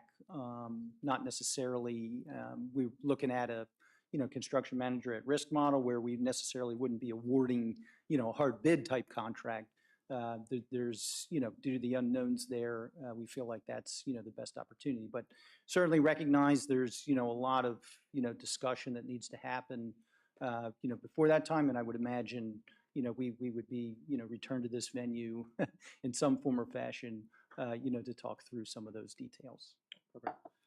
Thank you for raising it now. Look forward to continued dialogue over the coming months. Other questions from Mr. Alcorn? Thank you. So slide 23, the famous slide, region faces capital program deficits. For that one, I just want to make sure I understand. So the 6-year plan is funded. How are you doing that? It looks like we've only got about 4 or 5 years here. So is that some way, and actually where I'm trying to get to is this question, working backwards from when we run out of money, what are we looking at in terms of it? So thank you for the question. the beginning of the decline of capacity in the capital program starts in the FY28 time period, so within our current 6-year CIP. The 11 billion adopted 6-year CIP already has some constraints, financial constraints applied to it. So there is work that is state of good repair, work that should be happening in 28, 29, and 30 that is deferred into the future. So we're already seeing some of those impacts. I think become much more acute in the next couple of years as we get closer to that, where that cliff drops off. But the decisions around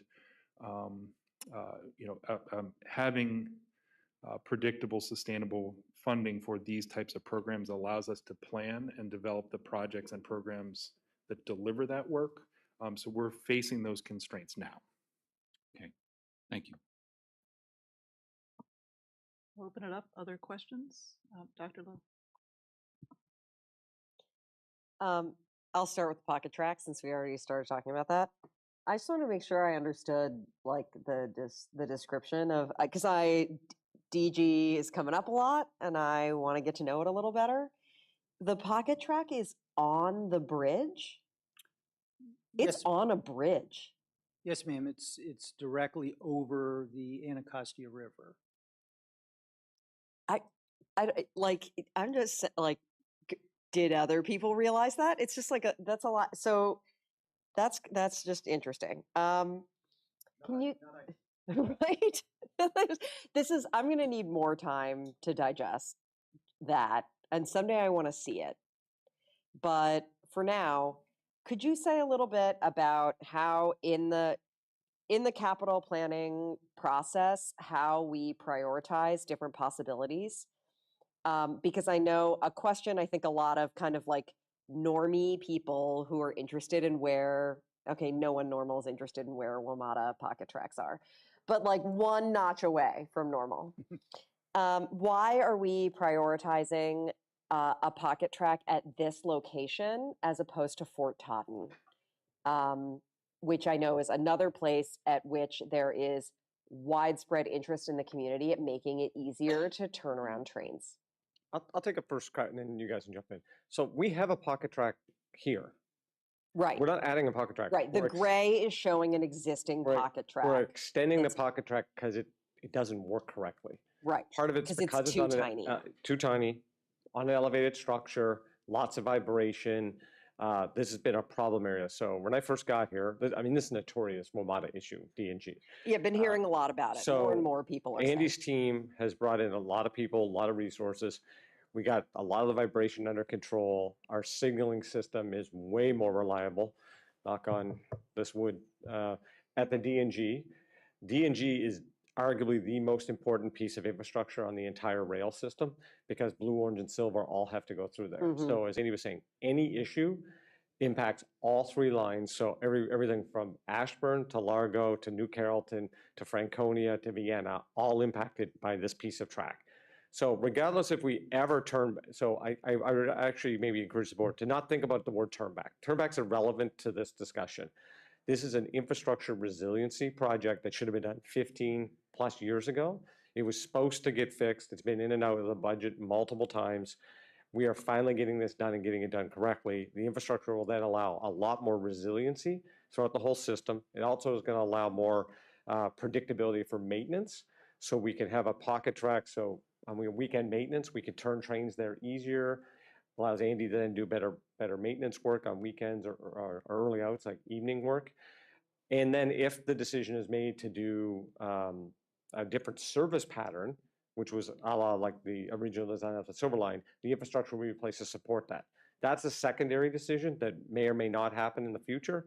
The first thing is we have an unreliable piece of infrastructure that absolutely needs to get fixed so we can have better orange, blue, silver service that we run today. And it's not a massive project from a funding, it's just complex from an engineering because it's elevated and because of a lot of things like that, Army Corps engineers, things like that. So that's my digestion of these two gentlemen. This topic I've been pretty personally trying to figure out here for about 2 years. So did I miss anything on that or does that cover it? No, sir. The only thing I would add is, we're, from an operational and infrastructure perspective, we always want more flexibility in the system to find ways of where we can add crossovers and pocket tracks. I mean, quite frankly, they just ain't there. I Yes, mean, understood. right. So when we have one that's there, that's not functional, it certainly serves as low-hanging fruit, as an opportunity to increase our operational resiliency. And that's why, we're proposing this as, an opportunity, to make the system more resilient. Yeah, I think I'm just kind of starting to wrap my head around all the many pluses of having pocket tracks and crossovers in various places. Actually, our visit was like really helpful and just like really helping it come together in my head. So there is no pocket track at Fort Totten right now. That's correct. There is at Silver Spring, right? Farragut North, and that's why, yeah, Grosvenor. Yeah, and so creating a new pocket track probably costs hojillions, like a lot. Yeah, it's not. I mean, the reality is we just don't have physically the where do you real even put it? estate, Right, the real alignment estate for piece. it. Yeah. So the number would be, I'd be embarrassed to even. Right, and you can't really, because how would you know the cost to acquire the real estate, right? This isn't even about, you're in charge of the cost to build. Yeah, if we had the option of turning yellow line trains at Fort Totten Anywhere, versus Mount Vernon, we would be doing it, yes. It's just physically not possible. So we have a lot of people out there that, transit enthusiasts or whatever, and we try to be responsive. I'm trying to do that a lot. We're not going to have a pocket track at Fort Totten, regardless of, yes, we all agree that would be an ideal build out 25 years ago. It didn't happen. Right, and even if we had the money to, from scratch, create a pocket track at Fort Totten, like to buy the land, to put it in, et cetera, there are other possible capital expansion investments that would actually deliver more service to more people than that. We would have to have literally the unlimited US money Treasury before to we would rank get to rank that on the one. list. Yeah, I mean, it's just the need. This is a daily today. We need this to operate better than it does today. Yes, because there's already a pocket track there, and the DG junction is already a problem. Correct. Thank you. This has just been really helpful. I just feel like I understand this so much better now. Thank you. I have been asking for a while now if there's a way to distinguish state of good repair from modernization when we are visualizing, whether it's like on this, you had a slide in this deck where you showed them kind of like side by side on a grid. There's also like the bubble version. So I have a couple questions about this. So the first one is that we had, in this presentation, there's 22 billion in the 10-year state of good repair plus modernization need. I had previously had in my head 17 billion for that combined need. Was that because that's the 6-year? Yes, in a previous presentation, we split the total need for the period into a 10-year and a 6-year. And the 6-year, and the 17B was the 6. Okay. Okay, so sorry, I just needed to deal with my irritation at why I had 17 when it was 22. So the answer is it's both. Okay. Regarding ultimately, I heard you actually mention like one specific project, and you pointed out that it was a modernization project that's also a state of good repair project. So clearly there isn't a way to just cut this cake, but I feel like I've had this question like pending for a while now, and no one's told me, hey, this is going to be impossible to answer. Hey, when you get an answer to this, it's just going to be a made up answer that's not great. Is someone working on figuring out a way to slice this so that we can start to parse the 22 billion more? Like, is it going to be possible to do, or is it just that the vast majority of the modernization projects are also state of good repair to some extent or another? Thank you. We are working on a analytical way of categorizing investments in modernization and state of good repair. It is a challenging effort because when we describe a capital need, we often describe it as a state of good repair investment or modernization effort. When we're advancing an investment through a project or a program, it often advances both at the same time. So there isn't really a way to precisely account for the elements that are modernization or state of good repair. But there are certainly some programs where it is a significant modernization effort with some state of good repair components. Bus electrification kind of immediately comes to mind, right? However, if the bus being replaced is at the end of life, there's a state of good repair element to it. So got the team working through a way to more simply display these categorizations, but it will inevitably be a little bit of an analytical exercise as opposed to a project budgeting or accounting exercise. No one is going to use this for project budgeting or accounting. But do you feel that when this exercise is complete, is your sense in terms of how it's going that we're going to end up with a meaningful number that's going to help our region understand and plan for needs? I think it will inform that. It is not necessarily decisional on which type of investment to advance because each of those investments has both elements. Okay, that's helpful. Okay, and then just to ask about a pet capital project, it wasn't in the presentation, so can I hear about the status of the new entrance to the NOMA station? Where are we at on that? How's it going? I think we should try to get a briefing with you on that. I don't think we're already prepared publicly to talk about that. And I know that we're way behind schedule, so. Well, it's not our schedule and it's not our project, and I think that's. No, I meant the agenda for the board meeting. It's totally fine to talk about this another time. But it's also not our project and it's not our schedule for that project. So we got to collect some more information on that and probably get some good briefings going on that. I would love to learn more. Okay. Thank you, Dr. Lowe. Let's have Director Drummer and then Director Smedberg. Thank you, Ms. Klein.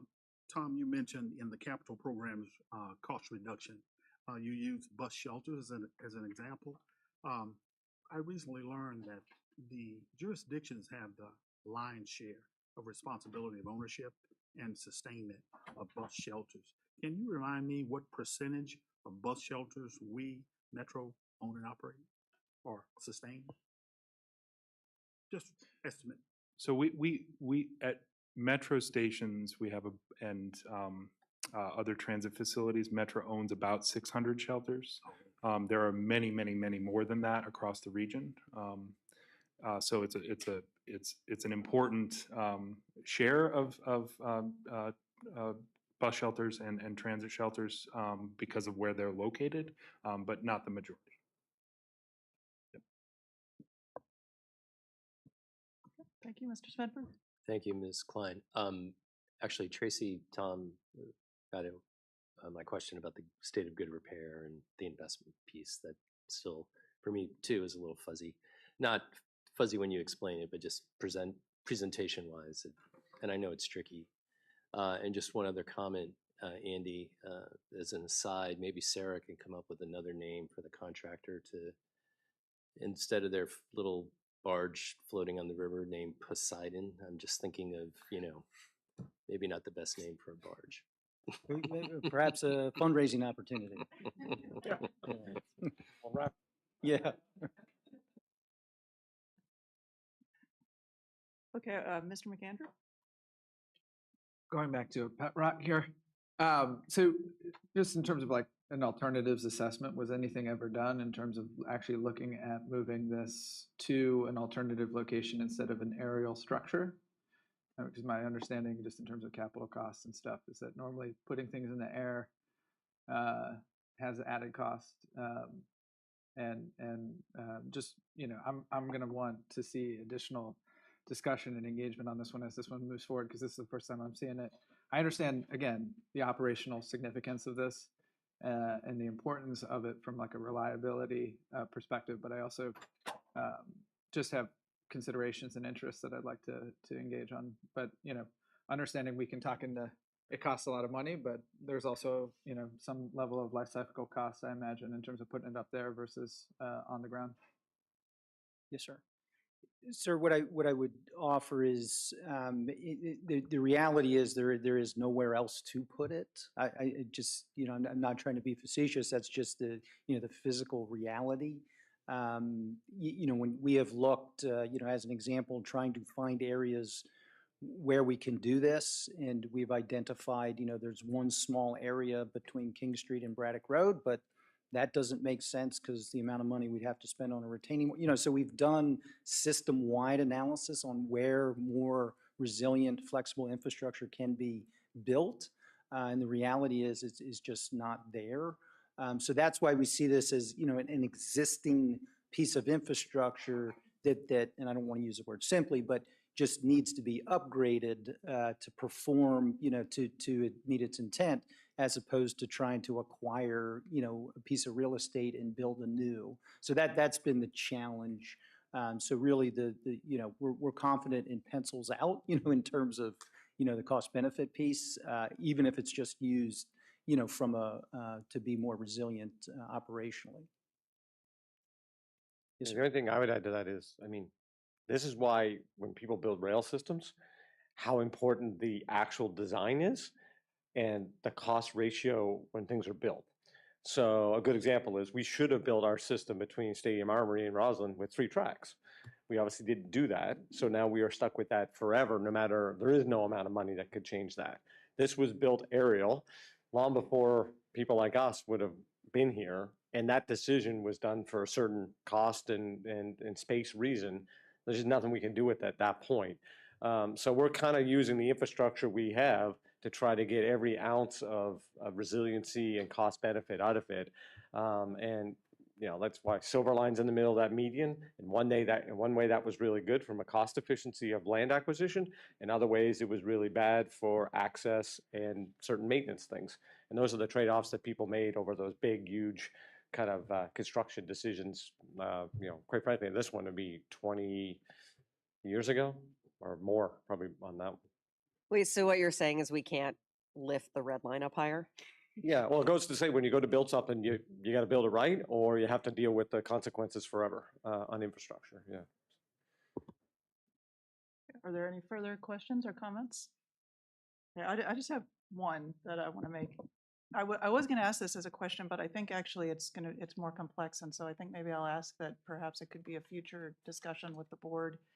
I'm hearing a lot of questions about how did this project get to where it is, sort of what state of good repair versus modernization. To me, I think the root of all of those questions is really how do we prioritize what gets into the program versus what's in the next do it later bucket. And I know that there's, you know, FTA requires a transit asset management plan, so there's a lot that goes into asset management, state of good repair. I think with the modernization type stuff that has less of a state of good repair aspect, I have more questions about why did we choose this thing as opposed to that thing. And I, you know, I assume we don't do a full cost benefit analysis for every project, but maybe we do, but that's a big thing, so I don't know. So I think it might be helpful to the board to have a discussion later on this year about how these decisions are made and what are kind of the focal points for doing that. So with that, we have no further business to come before the committee. I'll thank you very much. This was a really informative presentation and a really robust discussion. I appreciate that. With no further business to come before the committee, we stand adjourned. I'll turn the floor over to Mr. Drummer to begin today's Safety and Operations Committee meeting. Thank you. Thank you, Ms. Klein.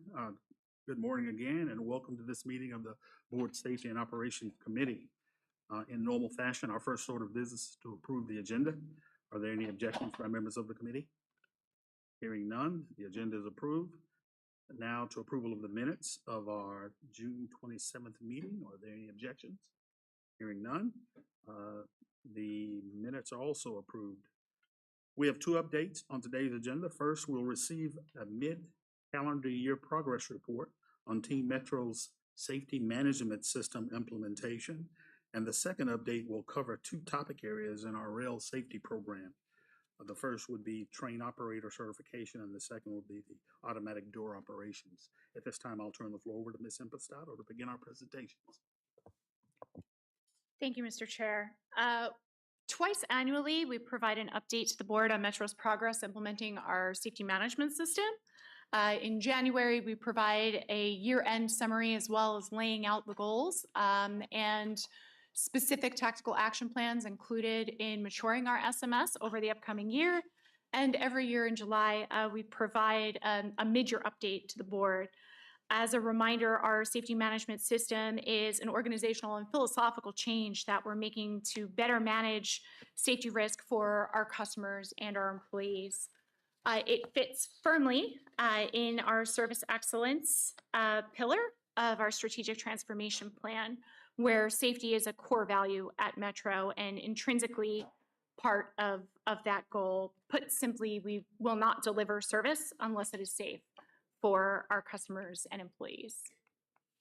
By way of review, when it comes to safety, Metro is pursuing a path to make our organization the leader in North America's transit industry. We are implementing a professional and comprehensive safety management system as a means of achieving that goal. The agency safety plan, which is federally mandated by the Federal Transit Administration and approved by the board every year, is our guiding document that outlines that approach and the priorities associated with it. In order to guide the operationalization in a metered, sustainable manner, we've developed our roadmap, which is a 3-year visualization that details priority initiatives and milestones to accomplish the mission. We began in 2020 with our first roadmap and deployed a project management approach to managing our implementation of safety management systems. Here is that roadmap. There are 4 elements of an effective and mature safety management system. This includes safety policies, safety risk management, safety assurance, and safety promotion. Notionally, you'll see we have calendar year 2024 as well as placeholders and projected plans for calendar year 2025 and 2026. At this mid-year point, if we look at 2024, we can see significant progress in all 4 pillars of our SMS. Check mark indicates that the milestone has been reached. A blue dot suggests that it's on track to be completed by the end of the year. And an orange designation notes the one project where we're experiencing some delays. This is the overview, and now we'll dive into some of the specifics of each of the pillars. With regard to safety policy, we've completed implementing the embedding of safety values and behaviors into our leadership development programs and our job descriptions. This is going to enable explicit communication of the expectations that safety is the responsibility of every employee and will help us perpetuate a proactive safety culture from the initiation and continued development of an employee's relationship at Metro. Additionally, the safety policy and promotion team are using our existing policy review cycle to incorporate just culture principles into our policies. And this is meant to advance a more collaborative and proactive organizational culture. By way of review, just culture is a well-known and well-regarded management philosophy whereby improved transparency and consistency enables building trust between management and staff. As we're reviewing and changing our policies, we are then deploying the hard work to ensure our employees are informed of and understand specific changes to the policy so that they're effectively implemented. In this year, we are focusing on our level 1 policies, which were the highest level policies. We're seeking, as we review those policies, to ensure that we don't have any language or procedural aspects of the policy that may be viewed or interpreted as in conflict with taking a just culture approach. With regard to our second pillar, safety risk management, I'm pleased to report that led by our bus team and supported by Safety and Readiness, we launched a proactive plan of safety improvement strategies, really focused on improving operator behaviors and conducting more thorough and timely accident and incident investigations, as well as strengthening the safety risk management progress throughout our bus organization. This work is now fully implemented. We are monitoring the impact and are approaching parity in how we operationalize our safety risk management across all modes in the organization. We are continuing the maturation and expansion of safety risk management, particularly throughout our safety committees across all three modes of transportation: bus, rail, and metro access. Acknowledging that we are not capable of doing everything at once, we are launching in the second half of this fiscal year enhancement of our fitness for duty programs. Being fit for duty is a critical risk reduction tactic, and we are in the process of onboarding a fitness for duty project manager in our occupational health and wellness team. We look forward to providing the board an update in the September meeting of our progress to date with occupational health and wellness programs, including our fitness for duty efforts. Additionally, we're coordinating with our operations and infrastructure teams to enhance line operations safety assessment, recognizing that supervisory oversight, opportunities for coaching, and skill and behavior reinforcement are critical to the success of our safety management system. We're partnering with both departments to conduct line operations safety assessments. That includes rules compliance checks, as well as training our supervisors in how best to engage in coaching conversations with employees. We're also on track to complete our job hazard analysis implementation throughout the remainder of calendar year 2024. We have an exciting pilot project in place with our vertical transportation teams in elevator and escalator to take the job hazard analysis data and incorporate that not only throughout the safety risk management efforts and our safety committees, but also into our pre-job safety briefings so that we're ensuring that we have that full cycle of communication. Lastly, with regard to safety risk management, I do want to flag for the board a delay in relaunching our improved roadway worker protection transformation effort. This delay is one part recognition of an opportunity to strengthen our cultural maturity and change management efforts, and one part a deliberative approach of ensuring that we're timing the launch appropriately to enable us to incorporate any changes as a result of our state safety oversights, roadway worker protection audit, and the pending potential final rule from the Federal Transit Administration. Notice of proposed rulemaking was issued by the FTA with regard to roadway worker protection. Metro's provided extensive comments, as have other members of industry. And we anticipate that the final rule will be put into effect in the near future, and we want to make sure that when we launch our roadway worker protection transformation, it is aligned with those requirements of the final rule. We will carry over the milestone of relaunching the roadway worker protection transformation into our roadmap for the upcoming year. With regard to our third pillar, safety assurance, we have been proudly working with several stakeholders throughout Metro to establish a single data stream for safety data. Metro maintains ongoing streams of safety data that report to the National Transit Database under the FTA, as well as streams of data that report to our state safety oversight, and streams of data regarding occupational safety and health, which we report to the Occupational Safety and Health Administration.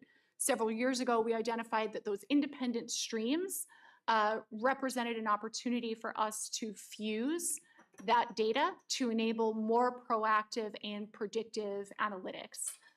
So we've established, working with our digital modernization teams, a single system of record, as well as opening channels for information to be shared amongst all of those data sources. We've worked very closely with our partners in performance monitoring and benchmarking, as well as our partners in reliability, to ensure that we are enabling a multifaceted approach to management of safety data. We are also on target to complete by the end of the year some strengthening in terms of our data collection opportunities and enhancing our reporting capabilities. This includes implementing improved voluntary safety reporting programs. We've spoken about our voluntary safety reporting programs fairly extensively with the board in the past. We have an active safety hotline number. It's on the back of every employee's badge.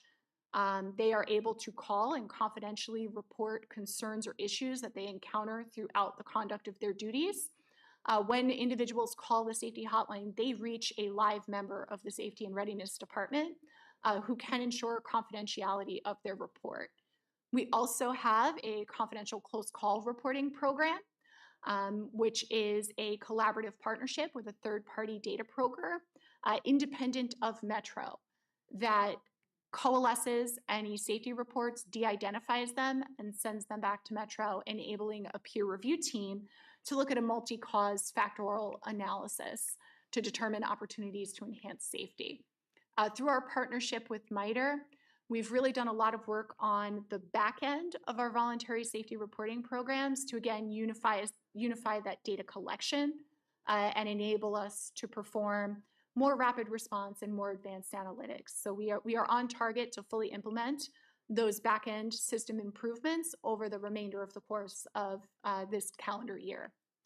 Additionally, we have improved and matured our investigative processes to really build ownership of risk management outside of the safety and readiness team, ensuring collaborative partnership with our colleagues in operations and infrastructure so that they're able to really own and mitigate the risks that are identified through their daily course of business. And lastly, we are initiating our emergency management accreditation program. This will be part of FEMA's nationwide emergency management accreditation efforts. This will enable Metro, very similar to an ISO certification. It will enable Metro to have an independent third party assess our preparedness and accredit us within the region. This is something that several transportation agencies in the region have embarked on. It's about a 2-year process, and we look forward to continuing to provide the board updates on our overall progress there. Of note, I do want to flag for the board the visualization that appears on the right of this slide. One of the things that we've been looking at very closely in terms of establishing our single source of data is also how best to visualize it so that we're providing actionable information to our colleagues in the field. We want the visualization of data to be informative and also simple to interpret. So as you see here, orange dots correlate with areas throughout the region where we have a higher record of safety incidents. This enables every level of our management and supervisory team to, as we colloquially refer to, follow the big dot. Go out to where the incidents are occurring and take a targeted specific approach in those areas. And lastly, with regard to the fourth pillar of our SMS, safety promotion, we spoke earlier, we have implemented an enhanced recognition program by highlighting hazard mitigation efforts from employee-driven reports. This will help shift perceptions in our safety culture by acknowledging and celebrating these reports to really become more proactive and create a collaborative environment that will continuously improve and enhance the percentage of employees that feel comfortable reporting concerns. We've also made significant gains in enhancing the transparency and traceability of safety reports that our employees make. We are working with our digital modernization team to enhance our off-the-shelf platform in which we're storing all of this information to enable employees to get better access to real-time adjudication of concerns that they raise. In a future rollout, which we intend to complete by the end of the year, employees will be able to track the reports that they enter in the system through every phase of review. So that will enhance our transparency and show employees exactly how their reports and concerns are being dispositioned. We've also developed several CBTs to deliver safety management training to our workforce. We have a basic, open and required of all employees introduction to safety management systems and safety risk management concepts. That journey begins when an employee enters the new employee orientation. but also is required on an ongoing basis for employees to understand what safety risk management means, how they're empowered, and how they're also obligated to ensure their own safety as well as the safety of their colleagues and the safety of our operations. We have a secondary supplementary SMS training that's available for our supervisors that really focuses on the enculturation of our workforce and establishing an environment of psychological safety, teaching our supervisors how to respond to an employee's report of a safety concern or issue so that we create a constructive environment to enable those conversations. We are also working to develop by year end an enhanced program for critical incident stress management for our employees. We are looking forward to rolling that out. We've already made significant progress in enhancing our employee assistance program to be proactive touch bases and reach outs with our employees when they're exposed to critical incidents. We're going to continue that expansion, and I look forward to providing an update to the board in our September briefing when we talk about our occupational health and wellness goals. Lastly, we have been working with MITRE to continue our journey in terms of our safety culture reassessments. We have identified via our focus groups and ongoing surveys through the management team opportunities to continue to expand and refine the second follow-up the first follow-up from our baseline safety culture assessment, which was completed in 2021. We'll be launching that safety culture reassessment next calendar year, and that will really do two things. It will enable us to see writ large how the organization has improved, but then also monitor and track the efficacy of those specific targeted actions that we've put in place by expanding the survey to include employee responses and awareness and critique of those specific tactical action plans that we've put in place. So with that, I conclude our mid-year update. All items are on target or completed, with the exception of the Roadway Worker Protection Transformation Program, which I spoke about, and we will carry that through the next calendar year. I'm happy to answer any of the board's questions. So thank you very much for this very encouraging update and the progress that's been made so far. I don't have any specific questions, and I'll turn it over to any board members. Dr. Lowe. Thank you for this update. I have been asking a lot about roadway worker protection, and I just wanted to transparently say it's fine for it to take as long as it needs to take to do it right.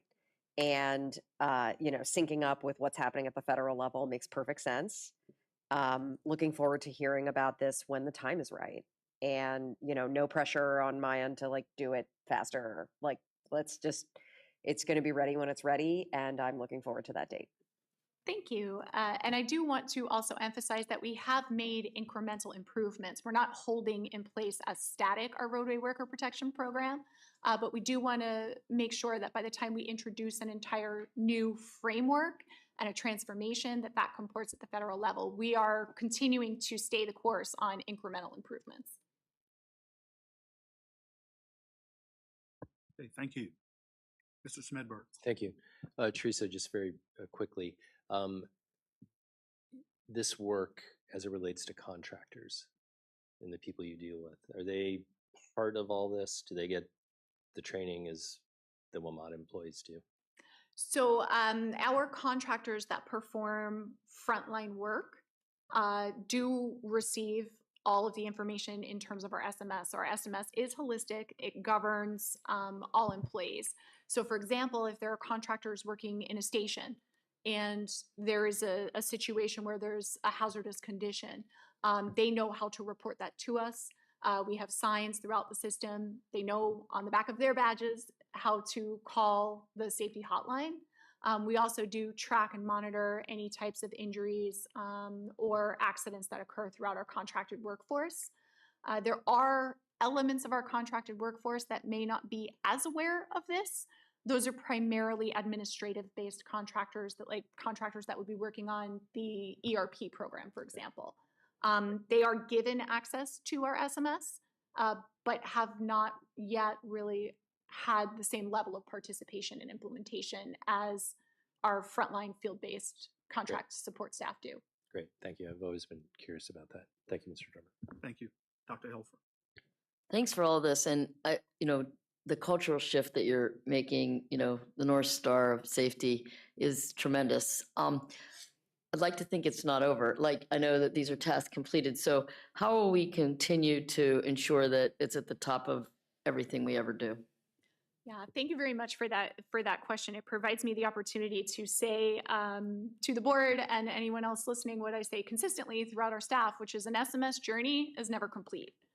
It's always approaching continuous improvement, and that's why we lay out those 3 years, and every third year conduct an assessment of our effectiveness as we approach maturity in terms of our SMS.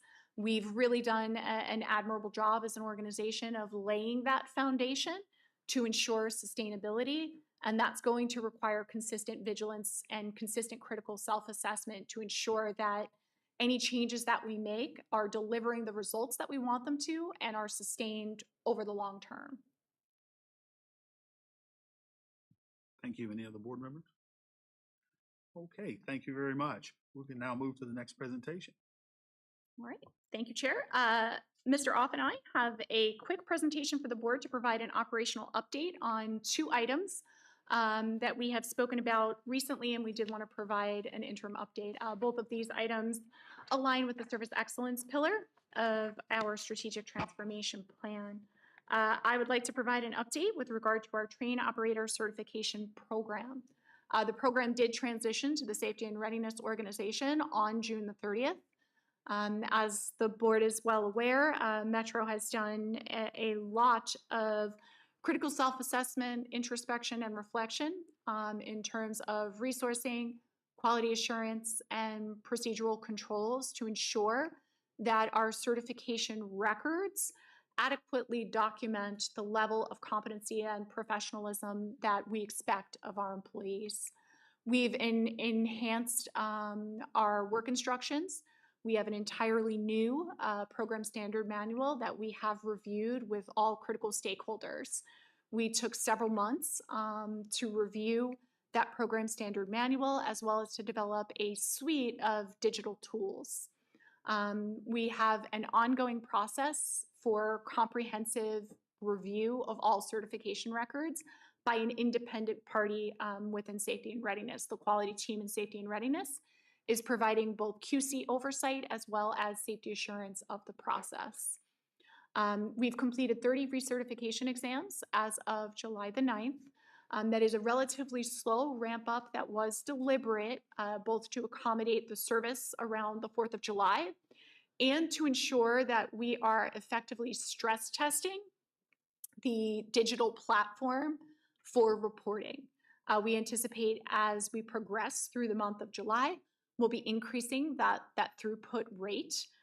We will be holding a 30 and 90-day review to discuss and implement any identified opportunities for improvement. We've been meeting and communicating regularly with the WMSC as well as our stakeholders, and we'll include them in that 30 and 90-day review. And with that, I'd like to hand it over to my colleague, Mr. Off, to give us an automatic doors operations update. Oh, thank you, Teresa. And briefly, as the board is aware, we went live with auto doors on orange, blue, silver, green, and yellow this past Monday, July 8th. Huge win for the team. Super proud of everybody. Thousands of folks. Just a great win. As you may be aware, on December 5th, we went live with auto doors on the red line. And since that time, approaching almost 1.5 million, safe door operations, which is really, the intent of, the technology and the functionality. And I think, an added benefit, and these are, Jordan's numbers, so they are certainly trustworthy. We've seen about 7% on-time performance increase, on the red line since December. So I don't think any of us, projected that, but certainly, a secondary, benefit, to leveraging technology. So, huge win for the team, lots of perseverance, took a lot to get there, but I think, great for our customers and really appreciate the support of the board and the team in getting there. And I think that's all we had, pending any questions. Thank you. Great. That's great progress in this area. I do have one question on automatic door operations. So in our current state, automatic door operations is door openings, but not closures. Closure is still the operator's responsibility. Yes, sir, that is correct. Is there a plan in the future for door closings, or will that always be the operator's responsibility? Sir, not in our current strategy, the technology is, on the car. It's not anything we've entertained due to just totally different operational environment than when, the system was originally designed. Fantastic. I think there's an opportunity for us to reevaluate that operational condition when we implement platform screen doors. Okay, thank you. Appreciate it. Committee members? Other board members? Okay, thank you very much. Did you have something? Oh, okay, fantastic. Okay, thank you again for another good presentation. And with no further business to come before the committee, we stand adjourned, and we'll take a short break, 5-minute break, and return for the Board of Directors meeting.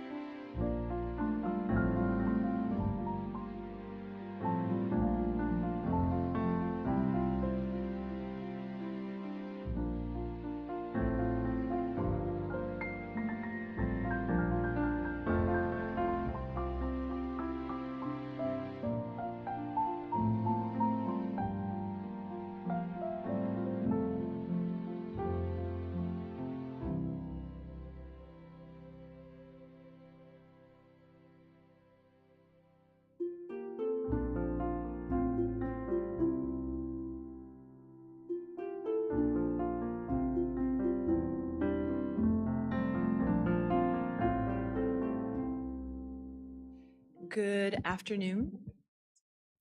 Good afternoon, colleagues. I'm Valerie Santos, Chair of the WMATA Board. Thank you for being here today. Since we called roll at the earlier committee meeting, we'll move right to the approval of the agenda. I'd like to consider the agenda approved as presented. Any objections?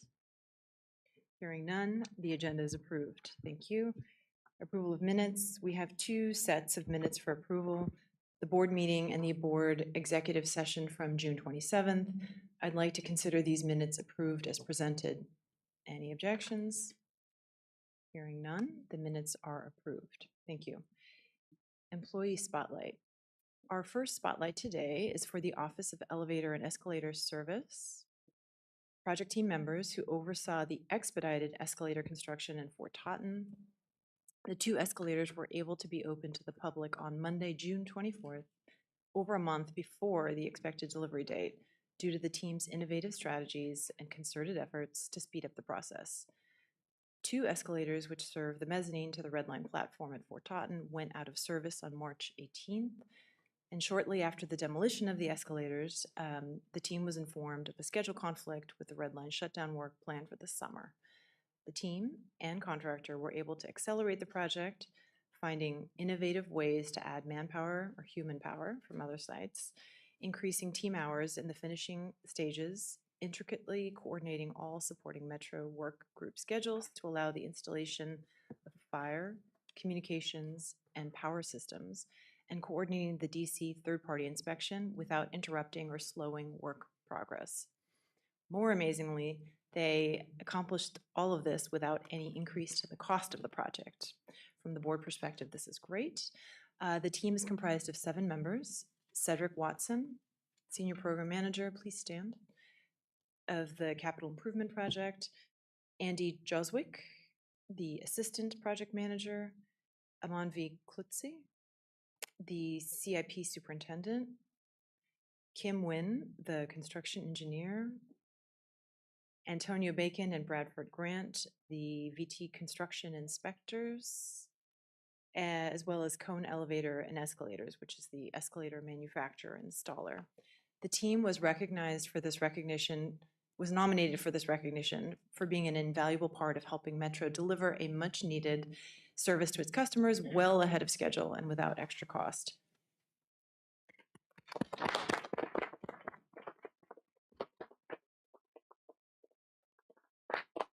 Thank you.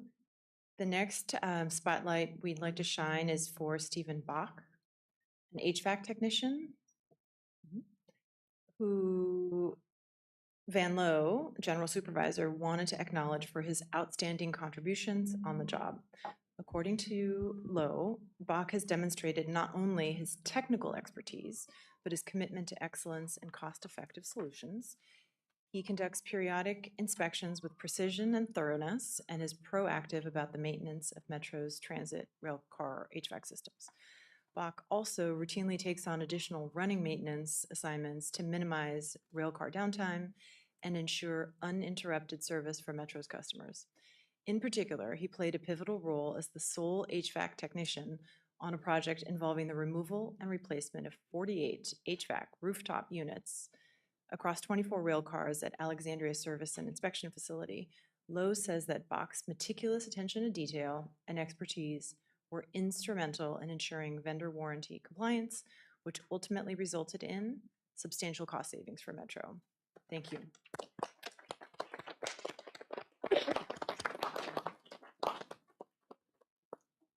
And our next spotlight celebrates Cynthia Champion, Potomac Avenue Station Manager, who went above the call of duty to ensure the safety of a visitor to Washington, D.C. On Wednesday, May 22nd at 10 p.m., an out-of-town visitor who was staying at an Airbnb close to Potomac Avenue Station encountered an unknown person attempting to enter the unit while the visitor was sleeping. The visitor's attempts to seek help from other people in the building and 911 were initially unsuccessful, so the visitor went to the metro station to find assistance. At Potomac Avenue Station, the person approached Champion for assistance, and Champion quickly took control. She called 911 several times until she connected with an operator and also allowed the person to use her phone to speak with the operator and calm them down until police officers arrived. This visitor wrote in specifically to thank Ms. Champion for her kindness and assistance during the situation. Compassionate, quick thinking, and level-headed employees like Ms. Champion are an asset to both Metro and the city at large. For that, we thank you.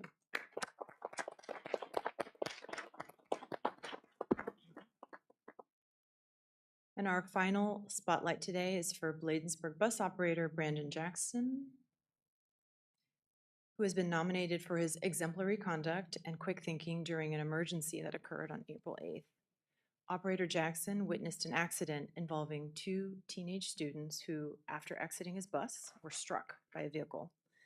Without hesitation, Mr. Jackson properly secured the bus, called for emergency assistance, and aided the victims who sustained extensive injuries until emergency aid arrived. Jackson went beyond the call of duty, demonstrating remarkable level of compassion, bravery, and civic responsibility. Thank you.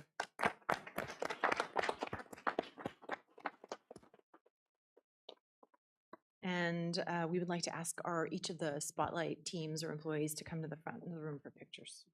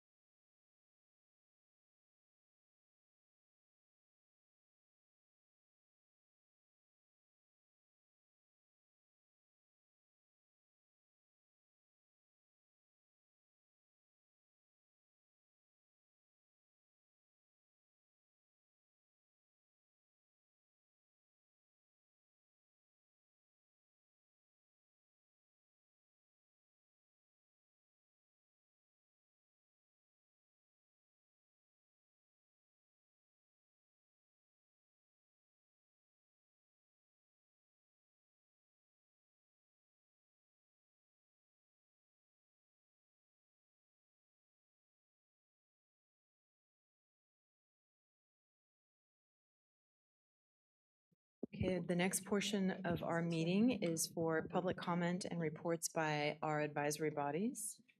We did not receive any online comments, so we'll now call on in-person speakers. No in-person speakers today? Yep. Nope. Okay.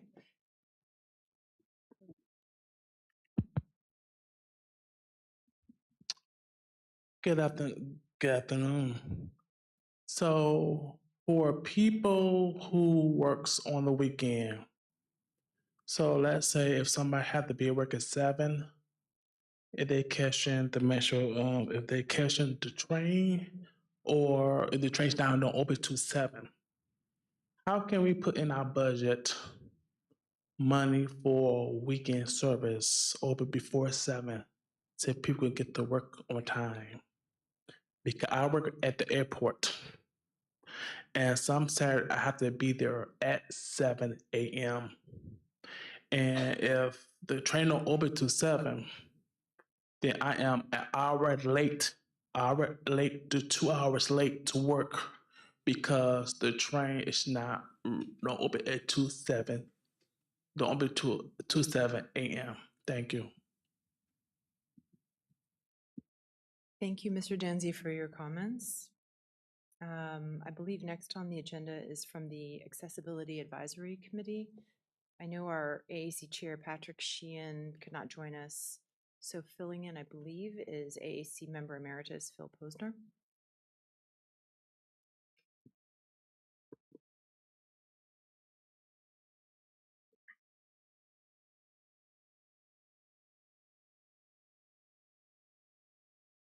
Good afternoon.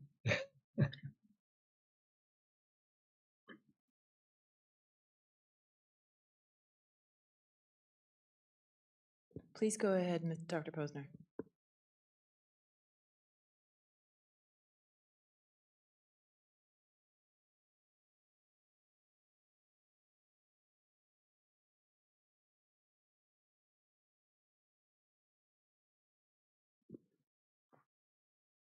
Maybe while Dr. Posner is sorting out technology, if you need another minute, do we want to, are you okay? Or should we can come back to you in a minute. No, I'm all set up. I can see my camera, and can you hear my microphone? We can hear you. Are you ready to share some comments from the AAC?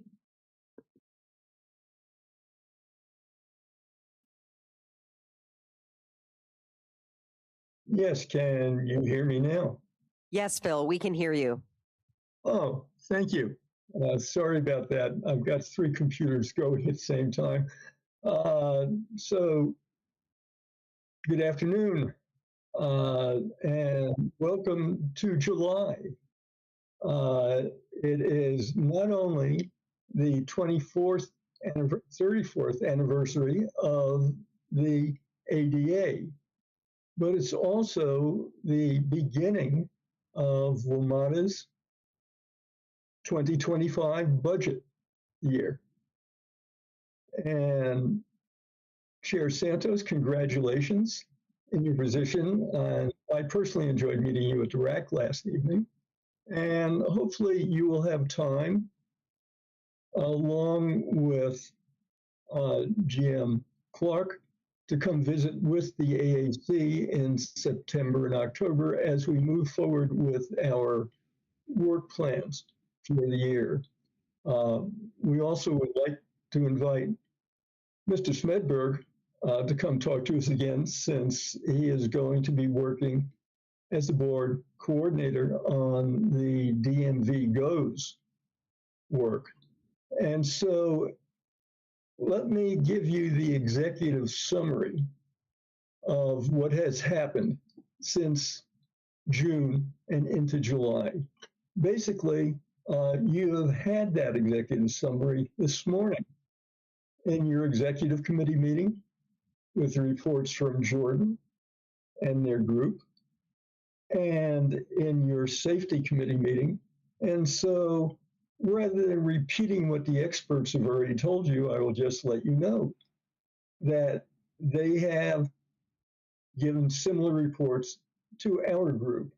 the AAC, our bus rail subcommittee, and our Metro Access subcommittee.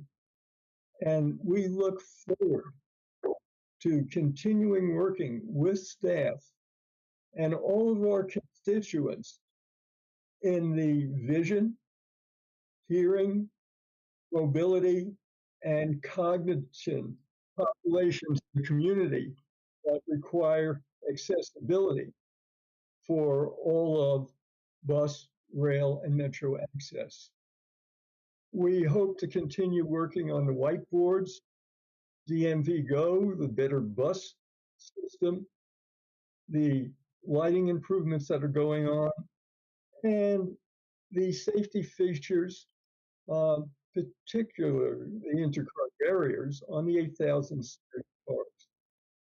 And so thank you all very much for all of the work that the board and GM Clark's have done, getting a workable budget and moving forward. The input to our committee, for the general public, through our constituents, has been as positive as reported by Jordan, and even more positive. So thank you all very much. We look forward to seeing you in the fall and moving forward with making Metro even better and more accessible. And happy to answer any questions if any of you have any strength left since they fight this morning with no food. Thank you, Mr. Posner. Does anyone have any questions or comments? Okay, thank you very much. And we will now call on Mr. Cole Stout, who chairs the Riders Advisory Council, or the RAC, to share his report. Thank you, Chair Santos, and thank you to the board for some time this afternoon. We met last night for our regular meeting, and as Phil alluded to, we were really grateful to have Chair Santos join and share a little bit about the priority issues that the board will be focusing on in the coming year, and to hear from RAC members about issues that riders care about. We really, got into Better Bus quite a bit. That team wasn't with us last night, but has been with us many, many times over this multi-year process. And I'm not going to dive into, the specific route things that come up. Those have been filed in the comments. But, we do want to, ask that, the board really recognize the staff for going above and beyond in the breadth of the tools and resources provided to members of the public. Many of the RAC members went to the Discovery Days events in all 3 jurisdictions, and having the staff there being like, I was, speaking about certain routes, and they knew exactly which page to pull up, and every single person knew everything about every single route, and that was really helpful in seeing members of the community just coming in from off the street to learn. Is a really great. It's going to help make this project really effective. And when that bus network does get put into place next year, that it's going to be the one that meets the most needs with the resources available. And we know that there's that tug and pull between neighborhoods and what routes existed and have existed. But we appreciate the staff's work in doing that. But thinking more broadly about Better Bus and how riders use the bus is one thing that the RACS really wants to focus on, is how that real-time accuracy tracking transfers over into the new network. I think we all recognize, and people who ride the bus recognize, that real-time predictions have been a challenge for WMATA in the past. There's been significant improvements in that system, but it can always get better. Just today, I was coming from Petworth to come down to this meeting, and I stepped out of my house and saw that the next 70 bus allegedly wasn't coming for 24 minutes and then 25 minutes, which on a service that runs every 12 minutes, I just know intrinsically as a bus rider that that's not true. But when you think about the pain points that customers who might use transit as an option, it's not their the choice that they have to have, but that do I take an Uber or do I take the bus? When you step out and you see, we know that we're funding a service running every 12 minutes, as transit nerds, but when a customer who might not be using it sees it's not coming for 25 minutes, that decision can make really easy pivot them to a private vehicle, which is not in the interest of what WMATA is doing or what the larger jurisdictions want. And so as we continue to improve that system. And we know staff is aware, but I really just highlight that to think about in the larger context of what WMATA's doing with DMV Moves and how we provide a transit system that's accessible for everyone at all hours of the day. I mean, exactly what the public comment was, here earlier, is we have to be able to allow folks to move throughout the region at all hours of the day to get to work, to appointments, and to see the people that they need to see for whatever reason that might be. And so we look forward to participating in that DMV Moves process. And in the break period between now and the September meeting, we are all trying to get the RAC together to go visit the Integrated Control and Command Center out in Virginia, and just kind of get some hands-on time, and also for the RAC to actually meet in person, because we always only meet virtually. So it'd be good to get the RAC together and build that cohesion as we work to serve you all better and provide that rider input. So thank you for the time. Thank you, Mr. Stout. Does anyone have any questions or comments? I just want to say thank you for allowing me to listen in to the discussion. My observation is that in addition, for sure, many comments were focused on the bus redesign, but also what I also clearly heard was a diversity of perspectives and reminding the board and WMATA to think about perhaps different variations of accessibility. There was a couple of speakers who talked about whether it's special needs related to age, older folks, gender, people who have childcare and care responsibilities. So that came through loud and clear. And we very much appreciate the energy that you and the RAC bring, which is super helpful for us. And also I appreciate your invitation or challenge to us, which is how we could also better, not better, but incorporate more feedback or create more opportunities for you all to opine and make suggestions. So we will for sure take you up on that. Thank you. Please. I missed the board tour of the mic for scheduling reasons. Can I come with you guys? Yes. We always welcome the opportunity to engage with board members, whether it's a tour at our meetings. You're always more than welcome to join us. We do work for you all anyway, so. Yeah, I feel like this could be like a two birds, one stone type situation. Quality sure. time with the RAC and quality time with command and control. Yeah, we're working with John on scheduling, so we'll make sure to keep you included. Thank you so much. Thank you. Okay, now on to the chair's report. So first, I'd like to formally recognize and thank our fellow board member and former board chair, Paul Smedberg, for his service as a chair for the last 5 years. Paul is a servant leader, dedicating the last 20 years of his life to public service, and especially to advancing public transportation in the National Capital Region. His record of service in transportation consists of actions and achievements that demonstrate a focus on growth and well-being of people and communities. Paul has demonstrated leadership in many ways over the years, helping to transform Metro into a system that is more equity-focused and responsive to the communities Metro serves. I just want to highlight some of his notable accomplishments under his leadership, which include approving a new strategic plan, Your Metro, Your Way Forward, with significant public participation, which touches on every aspect of Metro's business to promote significant investments in sustainability and its workforce. Also, enacting major changes to Metro's fare system to make it more equitable, elimination of the bus rail transfer fee, enacting flat $2 late night and weekend fares that benefit our service workers, creating the Metro Lift program, providing reduced fares for low-income individuals, capping Metro Access paratransit fare at $4, and recognizing the paratransit users are the system's most price-sensitive and most likely to be low-income. He has further supported reimagining rail and bus service, providing increased frequencies during the day, launching the Metrobus Frequent Service Network to create a core region-wide system of frequent routes, focused on equity emphasis areas, and overseeing the launch of this Better Bus project that's reimagining our region's bus network for the first time in Metro's history. I love these photos. Strengthening Metro's Office of Inspector General, the IG's office, including additional resources and staff, including a separate OIG attorney to provide legal counsel, separate office space located outside of Metro headquarters, and granting exceptions to WMATA policies as required.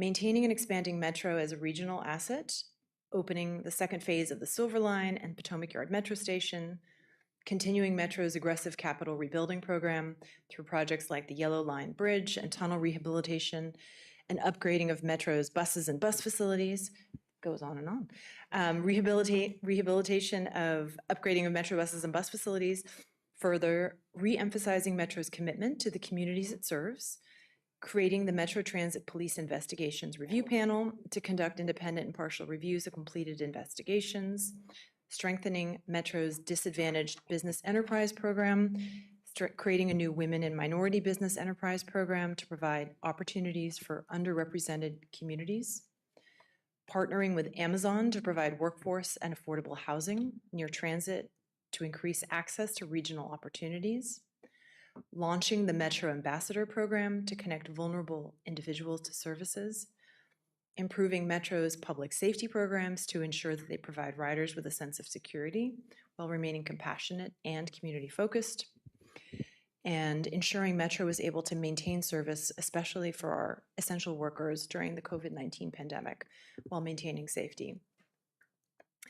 Additionally, Paul has consistently shown his leadership by recognizing the Metro employees that make these accomplishments possible, celebrating their achievements at every board meeting and honoring employees' service at special events. He understands and acknowledges the value that each member brings to the team. As many of you know, but I'll mention it again, Paul was recently recognized by the American Public Transportation Association as Board Member of the Year recently. We're very proud of him. My understanding is that the video for the award submission had a technical issue perhaps last time we tried to play it, so we'll give it another try today.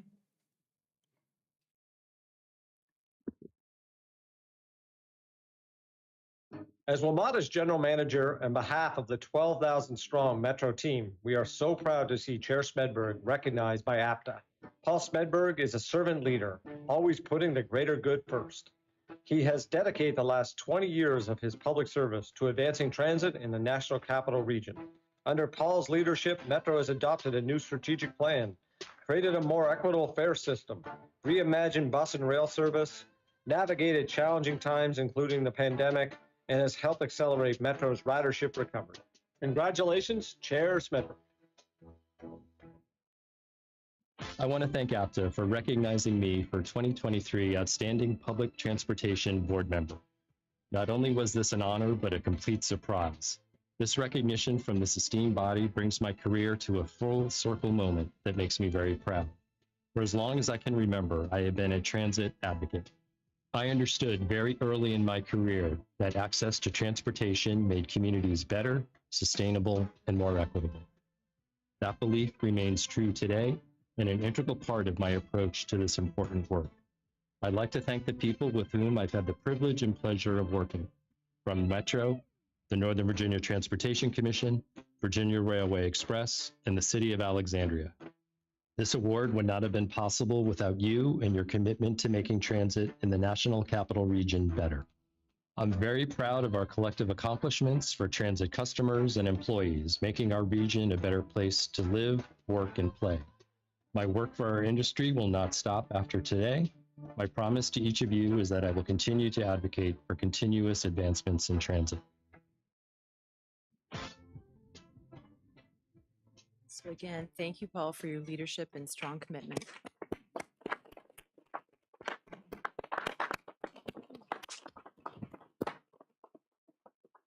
And I think there may be a couple of board members who might want to say a few words. Of course, we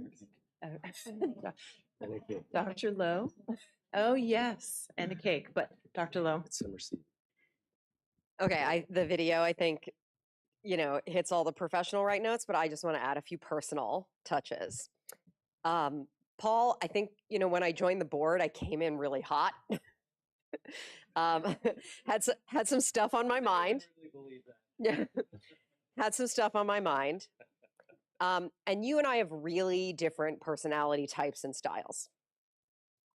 Right, so we could have just kind of instantly decided that the other person was annoying, or choose a worse word, and had a bad relationship, right? That just easily could have happened. I appreciate so much the way that you led this board to include me. I've always felt really heard and seen by you.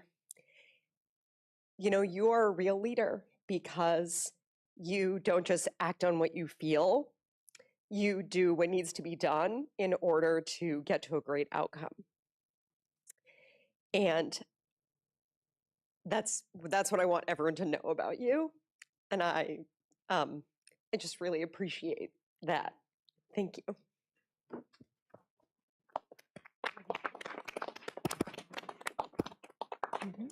And Mr. Alcorn. All right, thank you. Tracy, he's not dead.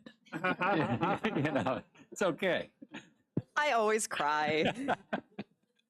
No, Paul, I think, you know, one of the things, and I think everyone on this board realizes that Paul's had a complicated role and job here. This has not been easy, and I can only imagine all the things that you've dealt with, you know, over the last few years. But I think a lot of what we see here on the board, and I think what the public sees, is the result of your many years of public service. I know it was mentioned in the video, but you know what it means to serve the public. You know what it means to be an elected official and to be accountable. And you bring that through what you've done here and everywhere, and we're all so grateful. So thank you, Paul. And you're not dead. That's not. So I'm not going to cry.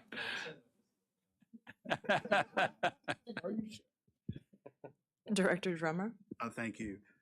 So Paul, you know, we operate in a very complex operating environment.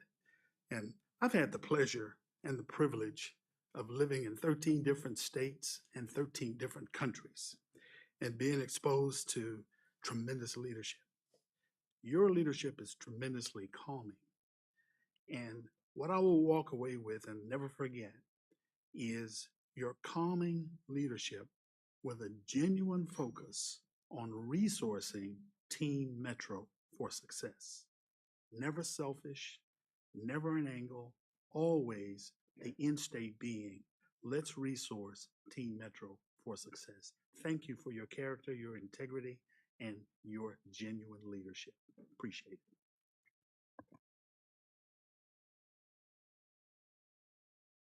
Director Klein.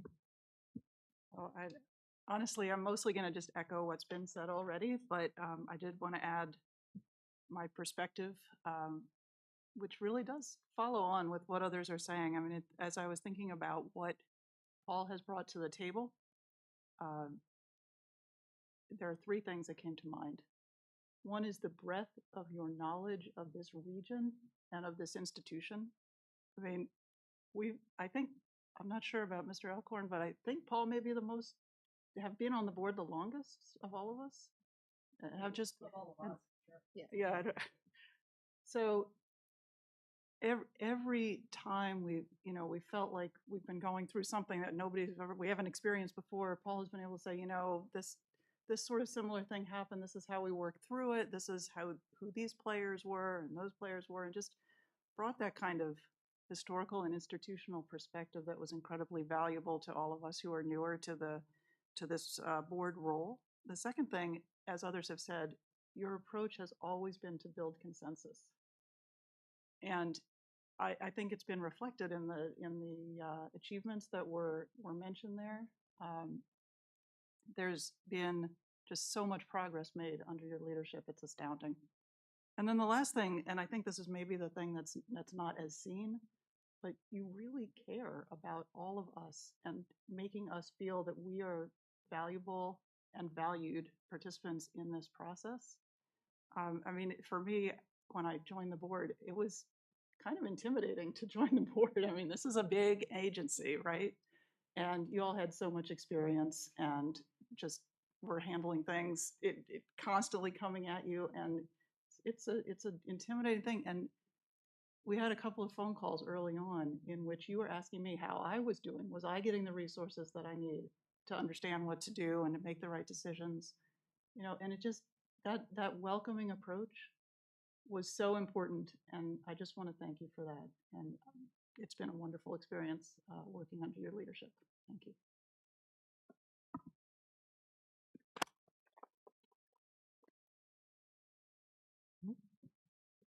General Manager. Well, I'll jump in on behalf of all the staff here at Metro, and there's some senior staff in the room here. I'll go to first name Paul on this one. I called you Chair many a time, and I'm glad that you're not dead and you're still with us here. And I just checked with Paul to see he's good. A couple things I want to just highlight. One, as Board Member Drummer mentioned, the calmness is very much appreciated, especially when you're in this particular role. Number two is the consensus building. Your leadership, not just on the dais, but in the room, talking through complex things, making sure everyone's heard, it's a part of a process. I really appreciate. I've had the pleasure of working for a variety of types of board chairs, both on my personal or professional, and there's different styles, and you brought an incredibly good style to this organization, and you brought a sense of regionalism, which is very hard to do in a place that has historically been a confederation of parochial interests. You brought a lot of regionalism. Lastly, I look into these pictures. I just want to thank you, the chair, that I had the opportunity to come here. Again, thank you for your trust and providing this opportunity with the board. It's hard to believe it's 2 years this month. And I look at that and I'm like, wow, we had a lot of great things there. And your incredible leadership. I'm so happy you got recognized by APTA for what you've done. I still believe you got a lot to give here across the Metro and the region, and we look forward to working with you. But just on behalf of the whole staff, we interact almost every other day for a better part of 2 years, and I know we're going to maintain all that communication and just really appreciate how much you've given to this organization, because the public at large would never see the effort that a lot of board members just give all the time, right? It's not like it's a paid post and you're like, this is a lot of effort on because you care, and you epitomize that probably better than almost anyone I've seen in a transit board. So just thank you for everything you've done. I really appreciate it.